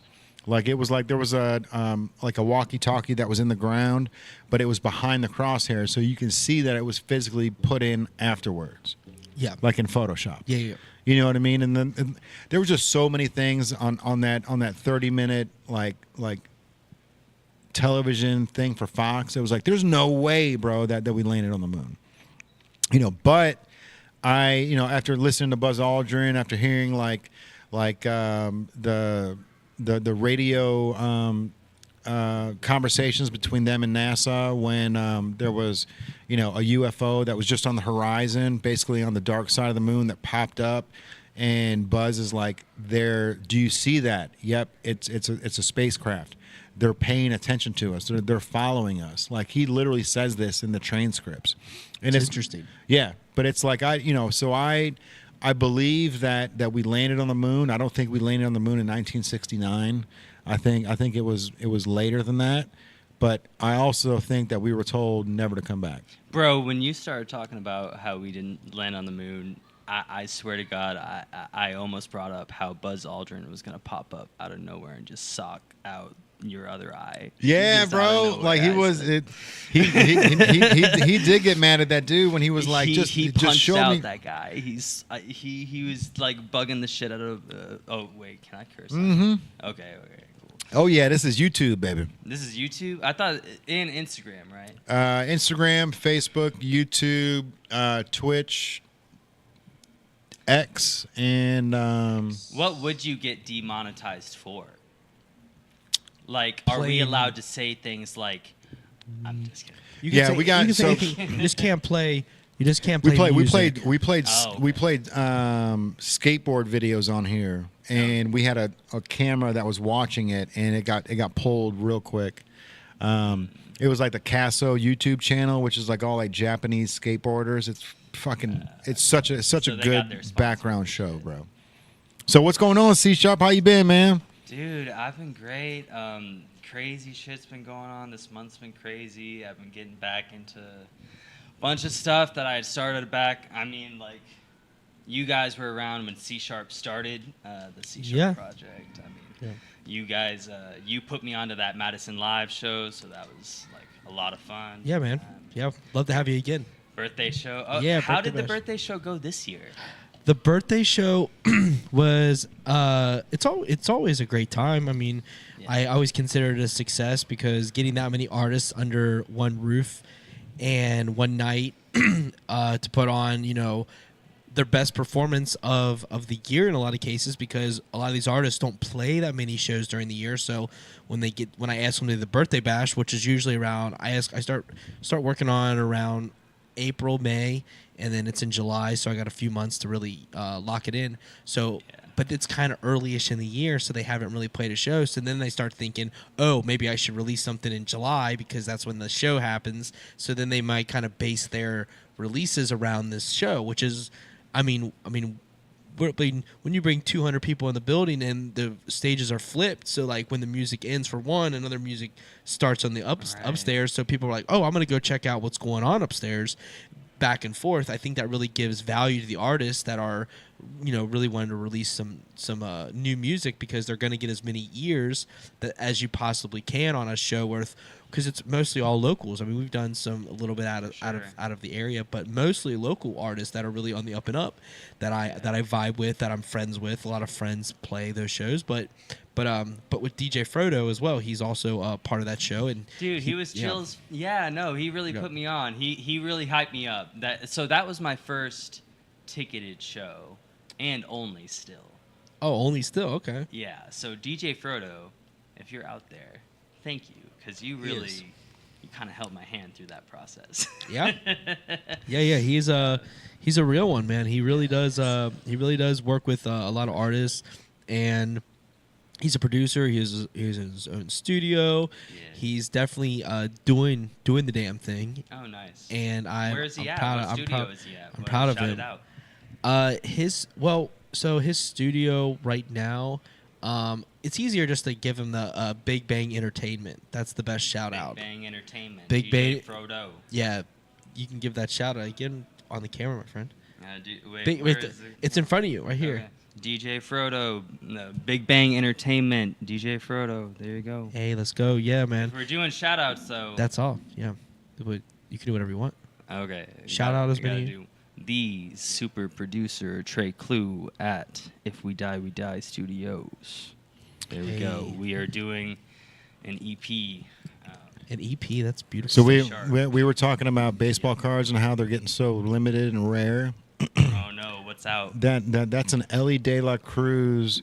That's the metal print. So He's fast. that's what He is fast, that's yeah. what it looks like when they actually use that to print the cards. So somebody got that Oh, in a pack of cards, and that's the actual one that printed all the other cards. That's crazy. Oh no, so it's like the mold. Yeah. Oh, That's cool. insane, dude. That's super cool. Nice. That is really cool. And then the other one that I was just telling you about, the guy that put DM me on the back of the card. Yeah. He's now offering, if somebody finds the card before Thanksgiving, you'll get an invite to his house for Thanksgiving. Wait, why is that good? I Um, don't want to end up in a so basement. right. So Joey Fair. I think you're curious. Loper Fido. He's the one that's offering money and dinner at his house for that MLB debut ticket. But it is a good thing. Where you going?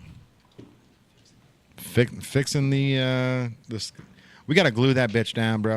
What's going on? I'm actually thinking I want to start just drawing all over that couch. Just spray painting it, or just Yeah, get some. I mean, we have enough Bengals players that are coming in. That'd be really cool to have like just autographs and everything on all through that couch. Oh, dude, I still have that hat. Oh, nice, bro. He was Trey was just here today. Are you serious? Yeah, Oh, man. I still have that hat. I'll bring it in. yeah. Trey and Chase Brown were here today. Oh, no way. Yes, sir. That's awesome. Yeah, man. That the Fox 19, they really do a great job with bringing bring the players and the fans out, man, for like a one of a kind experience down here. The kids, they get to throw the football with Chase. Like one they were just in a contest where like one kid gets to try to beat Chase Brown and Travion in a game of football. But Bragging rights for life. Wait, Chase you're talking Brown about is Travion. Chase Brown is. He was so good. Yeah. He made everyone. Oh, bro. Yeah. He's just an athlete, top to bottom. I'm talking about a Dre Kirkpatrick hat that I have. Oh shit! All right, you got the Nice. Draker Patrick. Yeah, Yes, yeah. Because he liked this ring. Oh, when he dope, was here, yeah. Remember? Because we Yeah. were passing around my class ring. I thought that was Travion that day. No. No. Drake Kirkpatrick was before Travion. Yeah. Because we got when we interviewed Drake Kirkpatrick, that actually put on Travion because he was told Yeah. that he made it. Yeah, Trey came with him. He Yeah. was like, I want to get on for next Yeah, week. exactly. So he was well aware of what was happening here, and we will hopefully have him on again. I'm hopefully going to get to interview him on a different platform soon as well. So we're going to appreciate Travion Williams for everything that he's doing, man. He basically called himself out and said, I'm going to go for it. Yeah. And he made himself vulnerable in that time, and he actually showed up and got that contract that he worked for. And huge shout out to him. And he looked good tonight, man. He looked thick. He looked like he was about to. He does look thick, Dude, bro. he does. I would not want to try to tackle that man behind. Like when you're full speed, come behind that line Yeah. of scrimmage, and he's not getting the amount of carries that obviously Chase Brown, whatever. But if you want to put him back there, that dude can. I mean, he put his foot down, and you're really definitely gonna feel it. But I mean, he's getting I'm waiting for a punt return, bro. I was gonna say the punt return success. Yeah. But we haven't seen a ton of success on the special teams this year. We No. haven't seen a bunch of success on anything other than Joe to Chase. Right. Yeah. But yeah, what's your take on the Bengals this season, man? What are your thoughts on our season where it stands? I mean, obviously, I love the Bengals.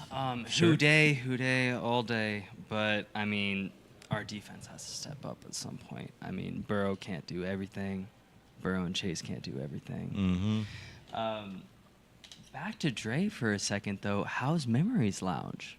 When When is that opening up? Because he's getting close. Yeah, Is he's that getting close. When are we gonna start hyping that up again? I saw some videos that he was in there maybe like a month ago. Doing some renovations, but he bought a bunch of land somewhere too, so he's been like bouncing back and forth he trying had to make it talked happen. about buying the land for the development, for all those houses, because he was going to put a bunch of people up on new housing developments. Yeah. Like that was a That's huge project. so in and of smart, itself. man. But I mean, yeah, when he was talking about it, it was just like a no-brainer. Yeah. When he's saying it, it's a no-brainer, but no one else was doing it. So. Right, for sure, right? So Right. so let me what's been going on with your business, man? Because Yes. I do want to know about that, because there's a lot of people that could probably use your help too. People that do want to create websites, or that have a physical product that they're trying to sell but don't know how to tap into it. Because for me, like I've had our website for over 10 years, and I set it up through GoDaddy, right?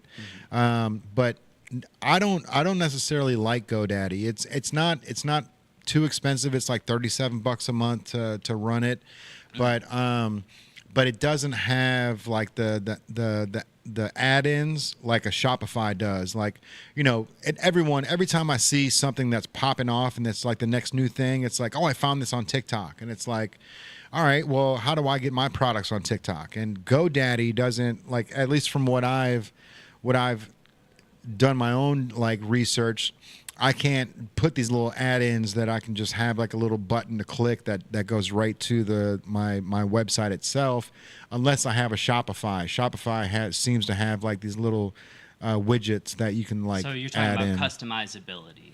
is Not what you're looking out for. customizing, because like my website itself, like I like the way the GoDaddy website looks better than, like, I tried building a Shopify app and I didn't like the way it looked. I had to pay extra for the things that GoDaddy was already giving me for free. Mm-hmm. Like the carousel, the video content, stuff like that. Right. But Shopify has the link to like TikTok, where if I'm on TikTok and I'm wearing the hat, there could be a little dot on the bottom where you can click it and it goes right to the website where you can purchase the hat. Automatic socials. and Yeah, stuff. but for That's- Google, I haven't found a way to do that. With GoDaddy, I haven't found a way to do that. Right. So for something like what you're doing, you build websites and you host them as well, right? That's what you're doing now? So just to temper expectations a little bit, right? So I'm not looking to open this up to just like any business out there that's looking to sell a physical product or just kind of anything out there, right? So the main focus of 5M, which is what I'm doing on the side, it's my neighbor and I, Darnell McGee. He's a brilliant systems administrator. He also does production work, music production. He goes by Prod by DeRegal on the side. He makes a lot of the beats for C#, and he sells beats on the side as well. And we're looking into doing that on the network down the line. Oh, nice. But we're looking into hosting individual artist websites for free in more of a showcase style. So, for instance, I have a buddy named Tonio, and he's filmed a movie, and it's episodic, right? And he plans on doing another movie, and this is the one that we would be hosting on the site. This movie would have its own address, its own URL. Mm-hmm. It would be hosted at my house on my ridiculous server build that is just stupid. The specs on it, I could go into detail, but some people think I'm speaking gibberish, some people think I'm bragging, and other people think I'm lying. Fair. So it's a stupid build. Just trust me on that. So I could host his movie. It will have its own URL. What we can do is through something called Cloudflare, right? It's a DNS service. We can do something called reverse proxying back to my house. So while the movie itself is being served from my machine, right, it's available nationally. Now, it won't be international, right? That would probably be a little expensive. I think it would probably be doable. And my neighbor, Darnell, if he watches this eventually, he's probably going to be like, no, we can, or like, Shut up! I have a solution. like Don't tell them we can't because we can can. through that. Like, no, Like- you already said it. So for context, I'm a software engineer. Like I build I build web applications and like mainly back end. I'm a .NET guy. I do React front ends. Like I'm that kind of guy. Darnell is a systems administrator, so he's basically the adult in the room who's saying, like, for the little bit of context that I have, like, okay, that's possible. Or, like, no, Connor, that's not possible. Like, that's dumb. Stuff like that. So I've got really good guidance on this project. And basically, it's just kind of a passion project of ours that we're doing on the side. And I've set up a GitHub like company page for 5M that's kind of for sponsorship. It's not that I'm like it's not that I'm like out there begging for money per se. It's just that I am putting out a lot of open source code, and I'm hoping that people will find it useful and pay me money to cover some of the costs of both running the server and the server components itself, only because I am using it for this purpose and not for strictly fun things like playing video games.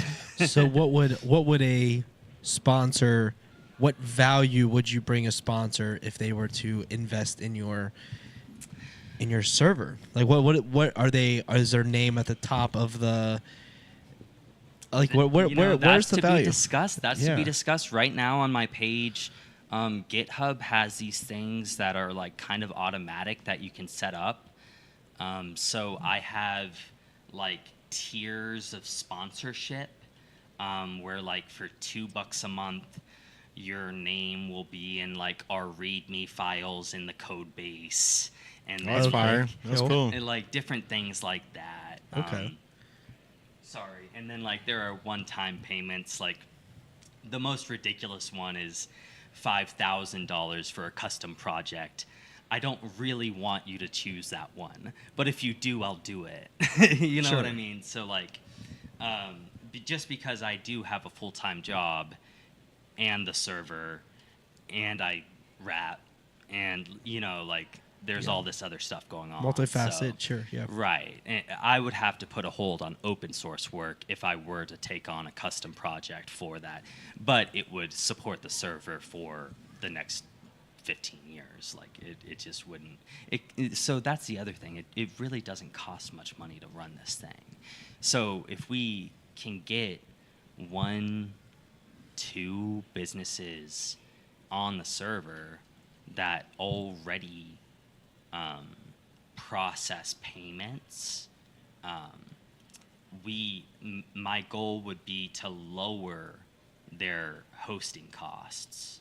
So whatever you're on right now that is hosting you to process those payments, I would just undercut them. Gotcha. Yeah. Yeah, to just get something in the bucket. Gotcha. For the server. That's cool. Yeah. So you're able, like your company is able to take credit card payments, the whole nine, like that. That's where you're. So I need to get back up on my paperwork, but yes, that's cool. I was LLC'd. I will be again. Appreciate you guys coming in. Nice to see you. Thank you.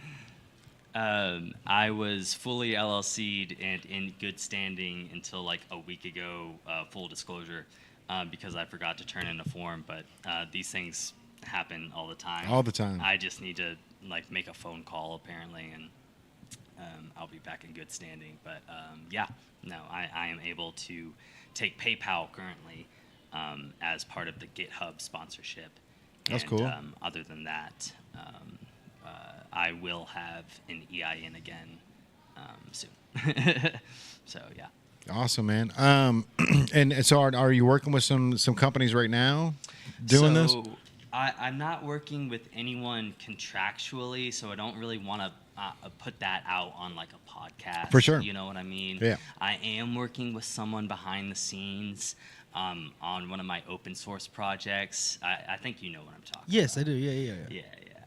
And that's going very well. So I'm developing that open source work right now, and this project is just perfect for.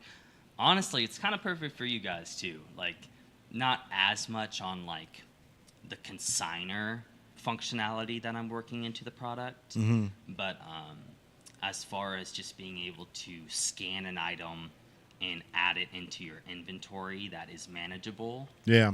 That could still be useful to like you guys on the back end as well. Yeah, for sure. Like the one problem we have now with the limited edition hats, right? We only have 50 of each. So I set it up on the website where we've got 50. Once they're gone, they're gone. Yeah. But as we sell in store, that number on the website doesn't change. It doesn't automatically update. Correct. That's a problem. It is, yeah. So I've got it set where once we're down to like 9 hats on the website, it'll alert me so I can go in here and then count the hats in here and then adjust if I need to. You know what I mean? Yeah. But that is one of those things where it's like it would be great if it all was synonymous, where if we sold something here, the website knew, or if we sold something on the website, the store here knew. Right. But we've got Square as our register here, and then I've got Stripe as the website. Why'd you split them? Stripe was the one that came with GoDaddy 10 years ago, and then I've had like a bunch of different. I've had PayPal, Square, PNC. And I've had like numerous versions of like the register retail, and they all suck, bro. They all like PNC, like they promised me the world, and then like 12 months later, like, yeah, we're just closing it completely. And unfortunately, we're kind of beholden to them right now. That's kind of the way of the world. Like, I'm definitely not promising a replacement to that shit. Right. Like, Well, Square's great for us. Like, we've gotten to the point where, we produce enough money where they go, hey, do you guys need a loan? So we can get a loan for $20,000 if we want to put towards something. The line of credit is like kind of open to you guys. Yeah, and it's nice because it's not like with Square, it's not like I've got to send them a check at the end of the month to level off. They take a percentage of every sale, so right. As long as I'm not hitting that minimum payment per month, then I don't have to worry about it. You know what I mean? Nice. So it's great for us because as long as we're taking that money, putting it into the store, putting it into product, then that product goes out. We take that money and then we're able to pay off the loan with it. You know what I mean? So it works out well for us. We're just at the point right now where it's like, what's the next move? Because retail's dying, bro. It is dying. Like you know who Johnny Cupcakes is? Johnny Cupcakes. That's not Cake Boss, is it? No, he's a clothing designer. Okay. Has a clothing store. he has a store like this, just amped up, like hidden rooms, the whole nine. Like the guy, he's my idol. Okay. He's had a store in Boston idol. for 18 years, and just decided he's closing shop. Like, no way. Yesterday, yeah. And that scares me because it's like, bro, like, if Johnny Cupcakes can't do that in Boston, how am I supposed to do that in Northern Kentucky? Okay, but Andrew was telling me something really interesting about your IP yesterday. Do you talk about that on this? Intellectual property? Yeah. I mean, we don't talk too much about it, but I Yeah. mean, we've talked about it before. Like, Just like the shirts that, just like the area codes and stuff. and then the area codes. Yeah. With the Yeah. copyright. Yeah. Yeah. Of course, Okay, okay. yeah. So, 100%. You're good. dude. So like, I was the thing confused. about- I like how you guys were trying to. I was just like, I don't know what he was is it talking about. chill? Like, I don't know what he was referring I to. don't have, like, a code for this. Because there's multiple intellectual properties in here that are on both of our merits, actually. So like Yeah. there's dynamic in the store that has been created uniquely to each our own, and then we just combine the powers, and then now this store pops up, and then now we're kind of like trying to stand the test of time. Like over years we've been doing really well, and we've continued to keep the trajectory, but the state of the economy fluctuates, so we fluctuate with it. You know what I mean? But regardless of how creative an idea may be, doesn't mean that you still have to Oh put the no, time but in. I was just saying something like that is interesting for an evolution of like being able to do quick drops, like merch wise on like quick ephemeral websites, like websites that, like a pop-up shop, only need to exist for a few days. Right. I love the idea of that because if you templatize, I don't think that's a word. I like it though. Yeah, I'm gonna make it a word. Templatized. You've been templatized. And so if we create a template of like just a simple merch drop website for like any city, right? Because you have that area code and city like IP thing, you could just target a city, right? Put in like enough parameters about the city, and then if you have the right thing set up, it creates like The demand. Yeah. no, not the demand. Like if you make templates for all your designs and you make templates for the website, you could, with parameters and like a web application, create the website for a new city just by pushing a button. Do you get what I'm saying? Yeah, I see what you're saying. You're speaking high in the clouds here, but I'm with you. So basically, he's saying that the area codes, how many there are, essentially, the area code could have its own website with just one click of the button, and the next area code could have another. And you could its take them entire down. website. Basically, what we want to do with the going on tour. You could You know what I mean? put Like- them like up and take them down at will. You would have an unlocking. admin console, and you would have a map, and so you could literally click on different cities on the map and say, for this area code, for this city, and you would only care about the cities. Let's be real. Well, then that's kind of what we Unlock want to the do is area codes. unlocking the Yeah, area codes. unlock So them. like different cities are locked, Yeah. and like which one do you want to unlock? yeah. Right. So being able to click on that and then putting in saying, hey, I'd be willing to. But if you template, Dude, unlock enough is such a good things- buzzword, bro. Yeah. I love the word. It unlock. would be Anytime like you a say video game. unlock, I feel like a weird feeling. Yeah. Even though it doesn't like actually have anything to do with. We're not unlocking anything. It's like RuneScape. I love that game. We talked about RuneScape. What are you talking? It's like the You're map trapping on me. RuneScape. Yeah, RuneScape is how I realized I had patience. Yes. I Time literally is not real. Yes, exactly. We just talked about that That's before you were crazy. here. We were just talking about how time isn't real, and I Time. really believe in that thought process. But yeah, RuneScape is what taught me when I had patience, because Yeah. it's just the game is that's all it is. 100%. Show But them your plank thing. I don't have it. Oh, yeah. It's I don't. My keys jingle, and I don't want any extra sounds. Hey, where's They- Kurt today? Yaman, he is Sorry, Yaman. Yeah, you're good. Yeah, Yaman is he's been on the podcast here and there, but he's really working on his craft right now, man. He's been in the lab making some new music, and since the birthday show, even he's been really working really hard to get he's leveling up his like monthly listeners is just spiking like crazy. Every time I talk to him, he's Good, yeah, man. he's doing really well. Yeah, man. Dude, Yeah, I've always loved his shit. yeah, he's great. He's always got really good flow. Yeah. And like just Yeah. like you really want to like move your head to it. You know what I mean? He called it like the feel good vibes. Yeah, No, he's got it. No, for sure.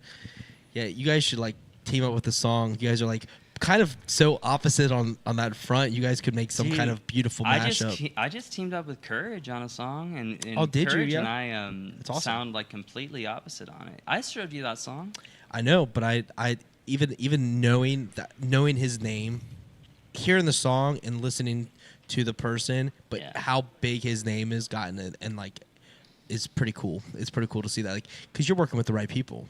Yeah. And that's I think that's really what really is sets you apart, is knowing from the beginning, because a lot of artists go through years of trial of not working with the right people, but you're working from an infancy stage of the actual artistry. You're working with people that are able to like elevate you and put you further along than the experience that you even need, because your talent is shining through. Because they found me, man. Like I have no. But you got to jump through it though. Someone can find you, and doesn't mean you're gonna execute it. Trey just like plucked me out of a crowd when I was stumbling over drunk on a stage. Like literally, like I think I've told that story to you before. Like I was on an open mic stage, with I was out on the town with my friend. And there was this open mic, and I had written like one rap to a Mac Miller beat, and like I went up on stage and I was like, I can rap songs, and like signed up for an open mic, and did not realize how serious it was. But like I had always written, like I was always serious about like poetry and stuff. But, yeah. Like, so I went up and like tried to do this open mic, and bombed so hard. Oh My god! It was like, I went up and like, are we getting kicked out or something? No. Yeah. I have a homie that's actually going to stop by here later too. Who is it? Yeah, El Jefe. He owns a El local. Capitan? He owns a local food spot. Oh, Cubanos. Yeah. Okay. Cool. Yeah, man. Cool, yeah. Cool. So. But yeah, he just stopped out. He's just out there. No worries. I'm just saying hi. That's all. Okay. So when you had this experience, oh yeah, like Trey. how did that kind of go from there? Because you're working with the right people, and if they're finding you, that's a big deal. Well, I mean, I guess I kind of stumbled into their thing. So they were putting on open mics. Tribe Foundation was putting on open mics at Alice at the time. And I just kind of stumbled into their whole operation they had going on, and you know, they were putting on these amazing events for community involvement at the time, and they let me go up there. And everyone was very accepting, very like, yeah, man, go up and rap, shit. Like, if you want to do it. And it was your first experience in front of a crowd at all? At all Interesting. rapping. And this was like a year and a half ago. See, that's what yeah, that's awesome, man. That's a very fast pace to have your very first ticketed show that you were just speaking on, because this happened this summer, right? Summer before? Last summer? So I guess this was 2 years ago. So you're further out. What year was this? Time isn't real. Time isn't real. Time isn't real. No, this was not that long ago though. Like, but yeah. But so I just kind of flies, stumbled into their shit, and Trey was like, I think there's like might be something there. Like, why don't you come by the studio? And so like and pay for a couple hours of studio time or whatever. And but I did that, and he was like, okay, that was pretty good. And I ended up doing like a Mac Miller project. So yeah. That turned out really good. Thanks, man. You ended up listening to some of it? I did. Of course. Okay. Of course I heard. I actually heard pretty much all of it, I believe. Yeah. I took a dive in. I was like, C-Sharp's out there doing the damn thing, man. I gotta support the homie, gotta support what he's doing. It takes some bravery, it takes some boldness to put yourself out there like that. A lot of people wish they were in your shoes, so the fact that you are in your shoes, so I appreciate you doing that and playing the show. You know what I mean? Like I said earlier, it's hard to get all those artists in one place at one time to be able to all do it. And then I have to align the times. I have to put everyone's set in a certain order. So I think the rooms move fairly for everyone, so everyone gets the right I think traction. It was so cool how you put so many young artists on. Like, because I was like, I think I was 28 or 29 at the time, but like there were some like 19-year-old, 20-year-old, 21-year-olds that were like, hey man, like me and my buddies, this is my first show, like Yeah. I'm up and coming artist, like I'm about to go on like an underground tour across like 1 or 2 cities, like stuff Yeah. like that. Like Yeah. that was such a cool Getting their thing that you chance. did for that like community, man. That's a really cool show that you're putting on for the group. So Yeah, Hey, bro. I appreciate that. Yeah, man. Yeah. I want to give them the opportunity. That's all. yeah, man. And I Do have I a need platform. to pop out for your friend to come on, or is he No, gonna we're just gonna come wrap on? up here in just a couple minutes. He's gonna come in the store and just check out some hats and stuff. Oh, okay, He let me gotcha. know earlier that he was here. He wants to get a hat, so that's Get all a it was. hat. Yeah. Gotcha. Which one do you think he's gonna go for? I don't know. I think I bet it's the think one there's on gonna be. your head. I think there's gonna be some Bengals vibes. Bengals vibes. Mm-hmm. Okay. That's my guess. Yeah. You know where his spot is located is definitely a lot of Bengals games on the Nice. TVs and stuff. So I think that'll probably be where it's at. But we'll see. Let him decide. I was just thinking OTR like arts. Oh no, Main Strass like He's a Covington. Covington. Yeah, like yeah. But- artsy vibe.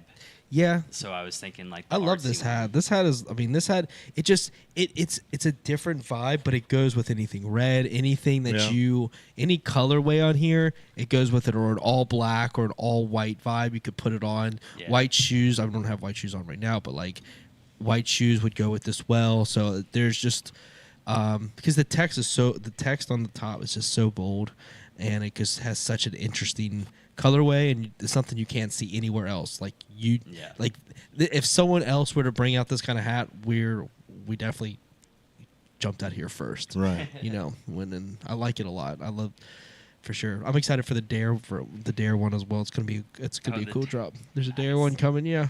Nice. Yeah. So I told you if I wore hats, man, I'd cop one immediately, but I really don't. It's all good, bro. The hair's looking Your hair good, looks bro. good. Thank Hair you. looks good. I appreciate that. yeah, man. Got a cut today. C-sharp looking fresh. Got a cut today. Fresh Yes, cut. Sir. Yes, sir. I don't know how long it's been since I had my hair cut, bro. Like I keep every time I get up, it's like I'm gonna get this bitch cut today, and it's like you know what I need to braid it first. I need to do some cornrows. I need to. Oh yeah. You know, my wife doesn't want me to have dreads.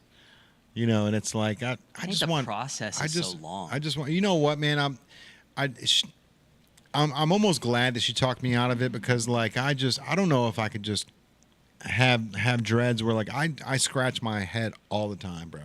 Yeah. You know what I mean? It's like I'm always putting my hand through my hair, and it's like if I can't stand when my hair's knotted. So like to physically knot my hair, it's like I don't know, bro. I don't know. How often do you like fully brush it? Like Oh, like every time I go to the bathroom, every time I go, like every time I come back from the bathroom, you'll see my hair less froed out because I go to the bathroom, wash my hands, and then I take the water and I run it through my hair because it's just it's like I stuck my finger in a light socket, bro.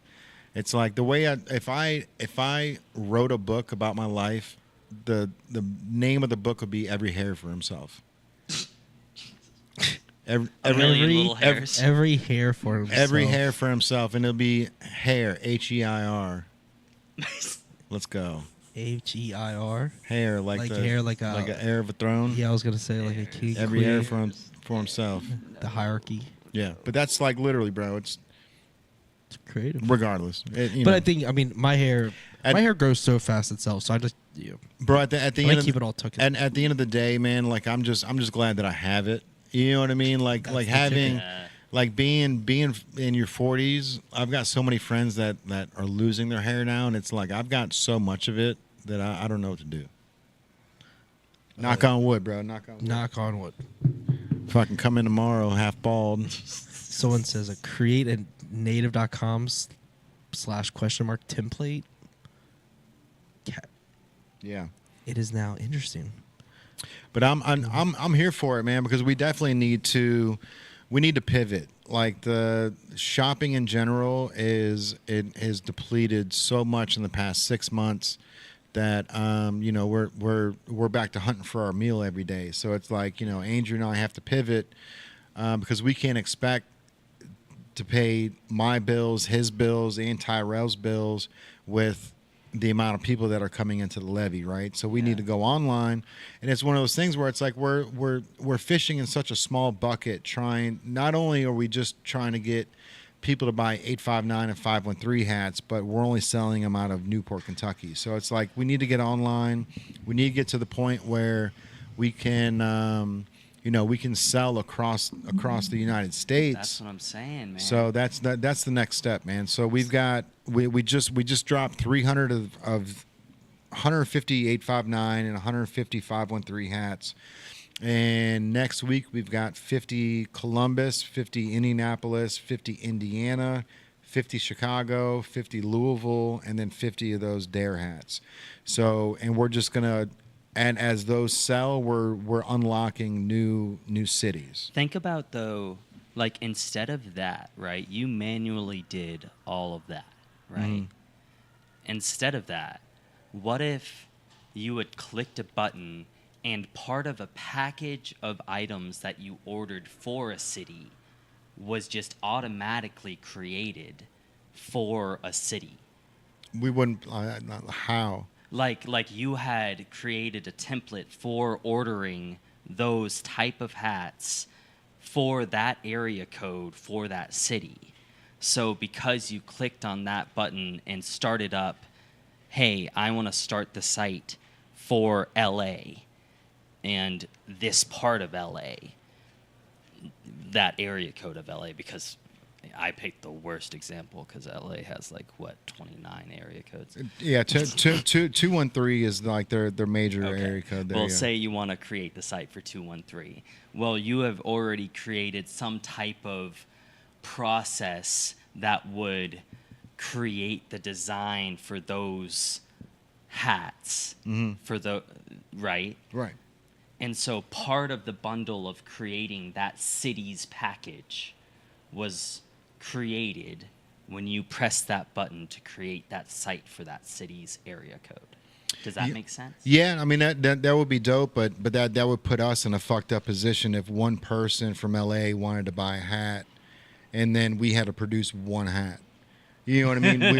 we need to do it strategically where we're so maybe going on just tour. The site is created ephemerally, just the pop-up shop, and the supply is just not created until the orders are made. Until the demand's there. Yeah.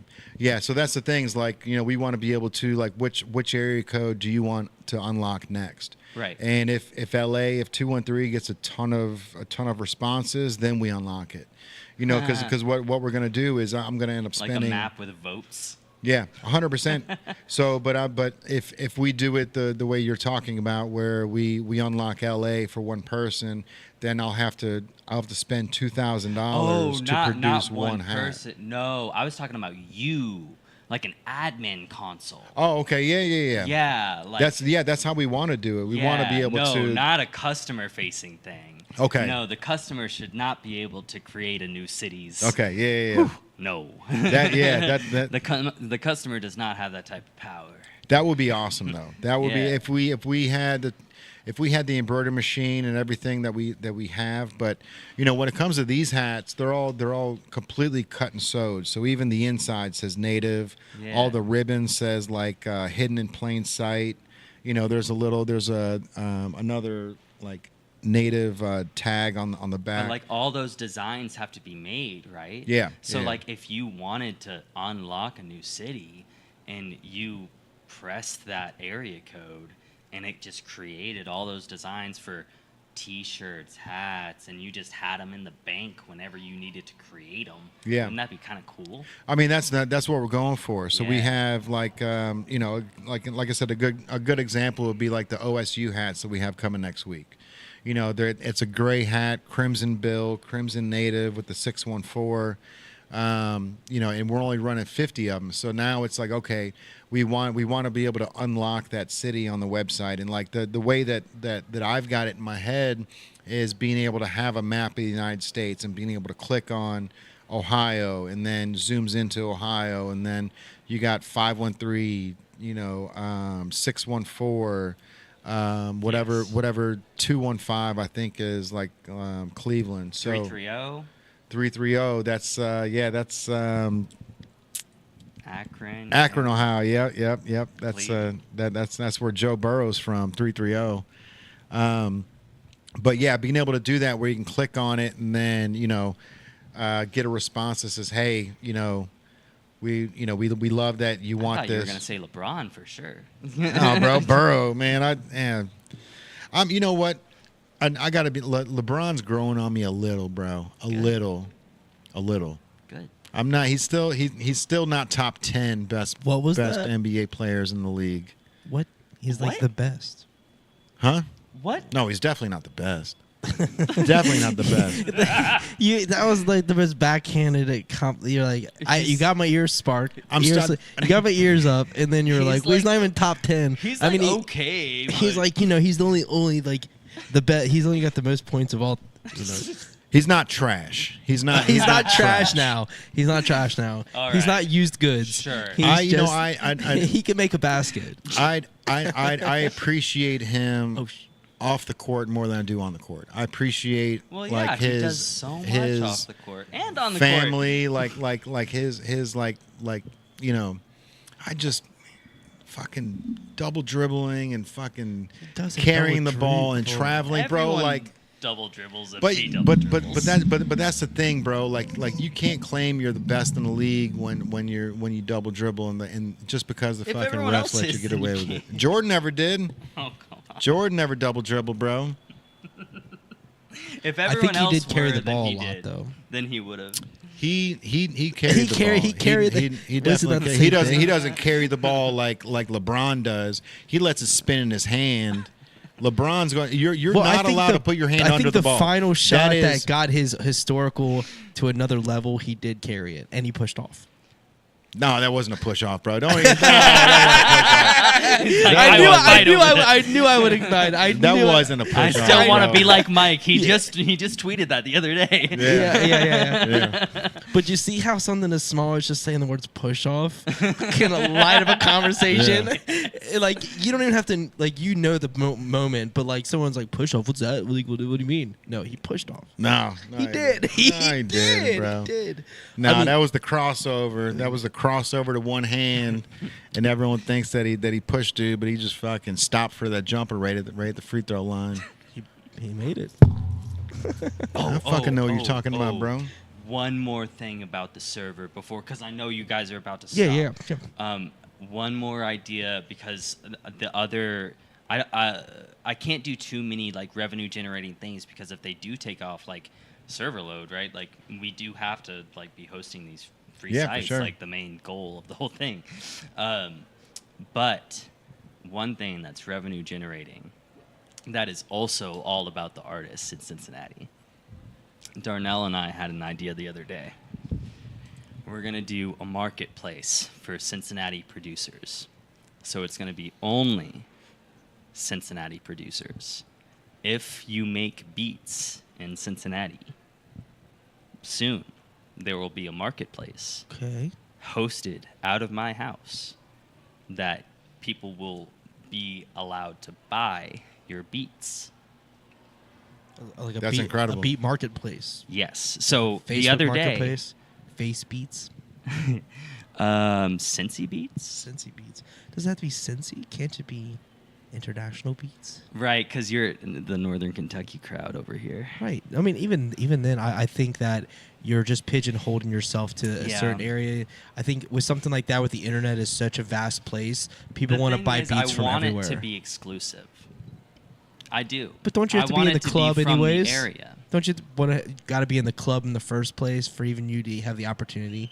Because you have to know about it. You have to be a part of, maybe the culture. Like, because where you're located, could you really like keep anyone else other than the area from the site, from the opportunity? Yeah, because it's my site. I can decide who's on the site. So let's say they live in Chicago. I would not let them on the site. What happens if they get to the site? What would they see? Oh, no. They can buy from anyone. Anyone can buy the beats. That's what I'm saying. Anyone can buy. Okay. I only want Cincy Cincinnati producers. producers to be able to sell on this site. Okay, I see. Understand. My bad. I misunderstood. Midwest beats. That was a fair question. I was like, is it only... What happens if someone from Chicago goes in there? No beats for you. Can you imagine like fuck out of my sight, dude? Like the dude, like from the guy from Seinfeld. Are you using a VPN? No soup for you. Yeah. Are you using a VPN? Get out of here. Exactly. No.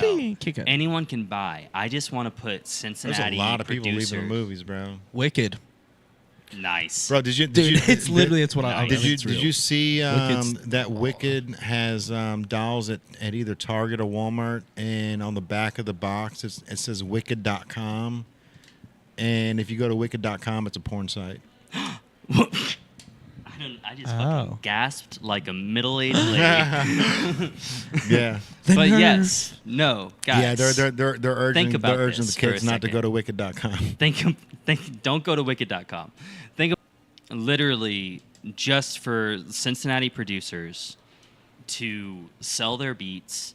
We could, it would be a one-stop shop. We could also advertise for events in the area that DJs and producers would be performing at, and people would be using those beats to perform and rap in the area at.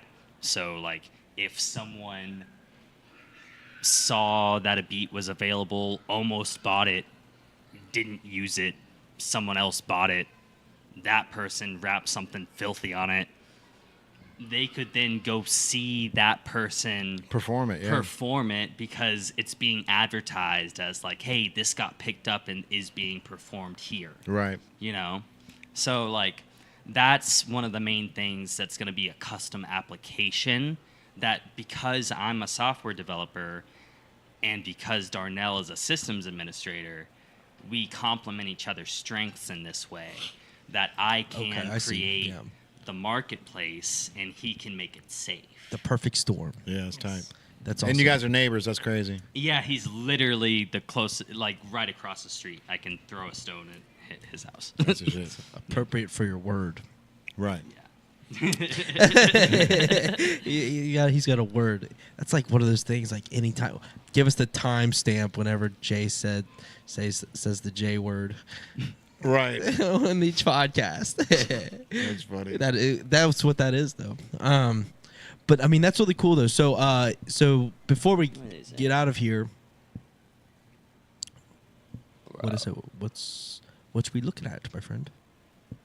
I don't know. This is just running slow right here. Yeah, so the one on the right is the camera that is currently being shown. Shit. The left is the Instagram, which is running at a very odd speed based on, I don't know what's the actual true issue, what's going on with it. The weather, Jason. Don't you guys run like some sort of AI thing that like picks out? Don't you guys run like some sort of AI thing that like picks out the interesting parts of the podcast? Through Opus Clip, yeah. That's Yeah, crazy. that's done after production. That's wild. Through all of it, yeah. Yeah, for just the reels and whatnot, and just to give it'll go out and pick up, and it'll give you the captions and everything that's happening of importance. I mean, I've watched Opus Clip in real life, in real time, and how it dissects the podcast. Pretty crazy. You'd be like, hey, I want to talk everything that we talked about, C#, and it'll, every time C# was said by one of us, it's the top of the... Except for the word Trump. It didn't geocode Trump at all, bro, because we had a conversation with Joe Exotic, and I ran it through Opus Clip, and we did the highlight words, and he talked about Trump like this was right before the election, and he was like, I'm really hoping Trump's going to get elected because I think he's going to be one that would be able to pardon me. He said Kamala was she was one of the last people to sign the Big Cat Act that put him in jail, and she bragged about it on her Instagram page. And so we put it through Opus Clip, and I used Donald Trump as a keyword, and not one phrase, bro, not one phrase of Joe Exotic talking about Trump popped up on that. And there was like 30 of them. There's like 30 different like clips that it came up with. Not one of them had that Trump clip in it. I wonder what that's about. Why is that? I didn't know that. Same reason why you ask Alexa, why should I vote for Donald Trump, and Alexa will go, I'm not allowed to talk about specific political views, and then you can ask her right away, right afterwards, why should I vote for Kamala? And she'll go into a speech. Well, she's got this. She's a black woman, you know, becoming the first president of the United States, and these are the reasons why you should vote for her. But if you ask her the same thing about Trump, she's like, can't tell you. Not allowed to talk about it. He rich. It's crazy, bro. It's crazy. It's absolutely insane that free speech is Being impeded. is muted to this point. Impending free speech, and that is a travesty. Yeah. I think that's the worst thing that can happen to mankind is just removing free speech, because speaking is one thing that we're able to do freely and talk amongst ourselves to create new ideas, to create new solutions, to create a new future. And if you're going to take that away from us, that is as serious as any, I think, offense that mankind can do. I believe, for real. I know there's some tragic and terrible things, but taking away free speech is can put society backwards 10, 20, 30, 40 years. Yep. And I'm gonna leave it on this. And I know C Sharp's gonna get pissed that we're cutting the conversation off right here. But Elon Musk, it is a prime example. He was saying that, you know, if Kamala Harris won the presidency, that X would be gone. He's like they would do what they need to do to delete X and get rid of free speech altogether. And it's crazy to think, you know, when we start going down the rabbit hole of like why did he pay that much money for Twitter? Like, he overpaid for it To ensure free speech. Bro, and then he changed the name from Twitter to X. And if you know anything about Elon Musk, you know that he loves his acronyms. He loves his like little hidden codes and hidden gems. The reason why he's changing Twitter to X is because X is synonymous, right? And that can mean anything. Yeah. And I really think that he's going to add in paywall. Like, you're going to be able to buy things off of X. You're going to be able to pay things off of X. You're going to be able to sell things off of X. I think he's going to use that as a multi-platform, not just social media. He's going to be able to implement so many things to X down the road that we wouldn't even think was possible. Just because you know, he built fucking PayPal, bro, when he was a kid. Like, not literally, he was in his 20s, but still, he was a kid when he built PayPal and then sold that. And he knows how to do all that shit. You know what I mean? Like, he knows how to implement asinine things like Doge. Yeah, but I think when he's putting this stuff into place, he has a greater idea. He's playing chess. Yes, so he's thinking of the long-term thing. So if I put in a potential new currency that could counteract the currency that others control, we can take the control out of the powers that be, but then control for somewhere else. Like, he does think, I do think he thinks about, you know, 10 steps ahead. Yeah, and planning for what could go wrong, you know. But I think he's good at that. He's good at seeing the bigger picture. The bigger picture on a 10-year scale and going, okay, well, that's a good idea, but this is what's going to happen in those 10 years. And you're like, well, how do you know? And he's like, well, I'm just fucking, I just saw it. You know what I mean? Like, he's so fucking good at what he does, bro. It's like he's probably really, it comes down to probably looking at problem. He's problem solving, but he's looking at like the potential red flags in every situation. He's probably looking at things from a negative light from the start. Just how you would look at a quarterback and going, he's not good at this, he's good at that. He's got fucking sick dog at home. Like you know things on a micro scale. He knows things at a macro scale. Sure. You know what I mean? Yeah. We pay attention to sports. He pays attention to economics. That's the difference. He's watching it from afar, and he's in a powerful position where he's also affecting the economics based on his companies. So he's also seeing what his tilting the scale is doing as others tilt the scale. So he's kind of being able to see the ebbs and flows because he's in the thick of things, because he's also a powerful, economic guy. Yeah. You know, he's tilting the scales every time he releases a new version of a Tesla item. Every time he releases something new, it's just like it's like Apple, but a new version. How do you feel about his drug use?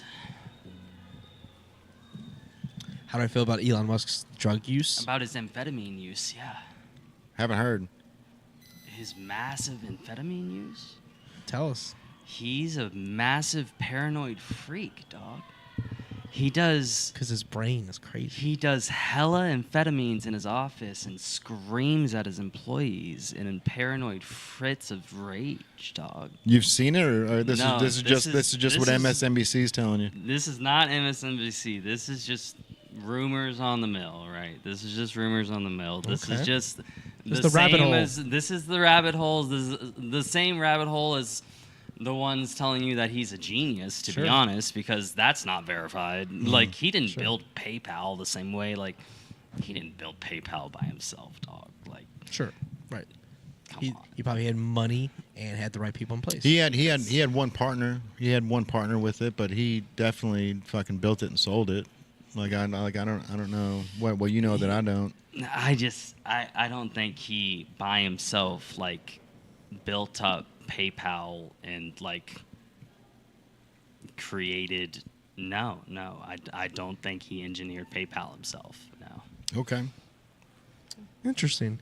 Yeah, So I'm not a he had big fan of Elon Musk because he got into the whole like software engineering realm. Yeah. Like once he bought Twitter and X and was like, we're gonna delete every module and everything's gonna run the same, and everyone was like, that's not how this works. And then everyone started piecing apart like, wait, does he know what he's talking about when he's talking about all this stuff? Because like we hadn't really checked before. Like we had just kind of believed him. Like he just kept buying companies and they did really well because like he's rich and he has such smart people around him and he's so smart and like there's such a machine. Yeah. He's got momentum too. And he's got momentum and he's got his dad owned an emerald mine.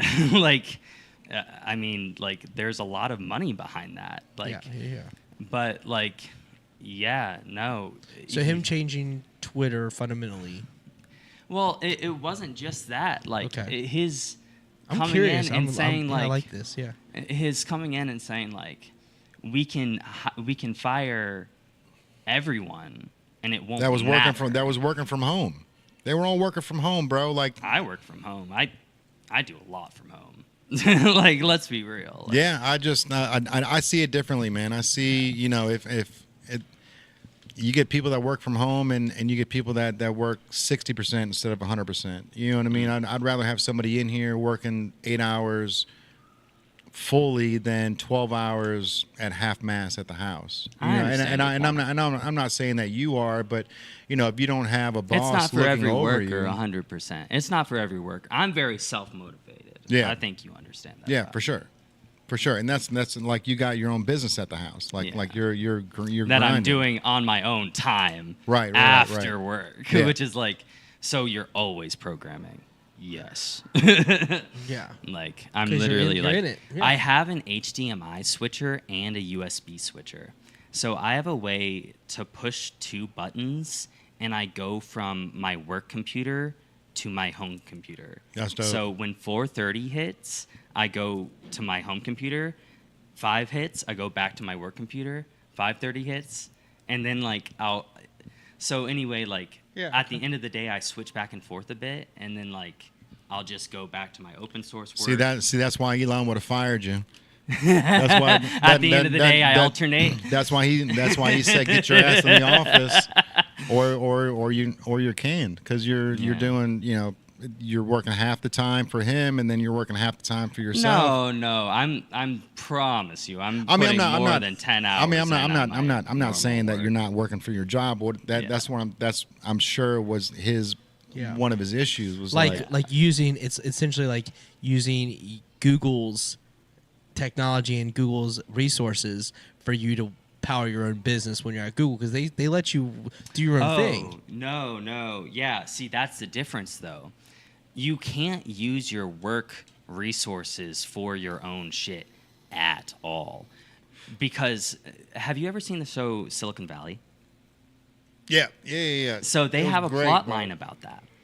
They have a plot line about that because he ran one test of his software on a work computer, and like Hooli or whatever had a claim to his whole software, right? And so I'm obviously very careful about that. Everything's completely segregated, like technology-wise. Because hence the HDMI and USB switcher. Yep. Yeah. Because everything's completely separate. I even use separate networks. I have complete separate Wi-Fi isolation between my work and private life. Yeah, for sure. Yeah. So That's there's dope, like man. no crossover. Yeah. So you're smart with it. That's good. I mean, you have to be. And it's even like they don't want you to have 2 full jobs, right? So like my stuff on the side is open source work. So it's not like a 501c3. What is that? 501c3, I think. Yeah, something like that. Yeah, 501c3. It's not that, but it's like they're okay with it because I'm not doing any private code. I'm not selling code. Right. I'm putting every piece of code that I write out in public immediately. So they're okay with it because of that. Yeah. That's dope. That is dope. Thanks. It's good that you are able to balance that and make it all work all from the comfort of your home. I appreciate that. That's cool. Hopefully, yeah, hopefully. You're using all your tools for maximum efficiency effort and hopefully a return down the line where you'll be able to do your own thing and live your best life. Thanks, bro. From home, and hopefully we're able to work together in some capacity and figure out a way. Yeah, especially for beyond the stage too. I would love that, man. We're definitely making moves and we're moving quickly. But it's behind the scenes right now. Eventually we'll drop some stuff, and then all of a sudden it'll just kind of whirlwind. I'm hoping that's the goal. But yeah, things are cool, and we're hopefully to make some moves and hopefully going to launch a merch store soon. So that's my next step. But yeah, man. And I definitely want to talk to you about your idea, dude, because I love that idea of being able to unlock the cities and being able to like have like a map of the United States where people can just put their 2 cents in, right? And like I said, if we get 15 people from LA saying we want this hat, like we'll run 50 hats. You know what I mean? If we can sell 15 and keep 35 on the shelf here, they'll trickle out. You know what I mean? And also having that website where we can just keep pushing to LA, because the good thing about advertising on at least Facebook and Instagram is you can, we can like shoot directly for Los Angeles, people that live in Los Angeles, and people that like the Lakers, and people that like lids or hats. Like that. Target, and then just do like a 1 week thing where we're gonna move.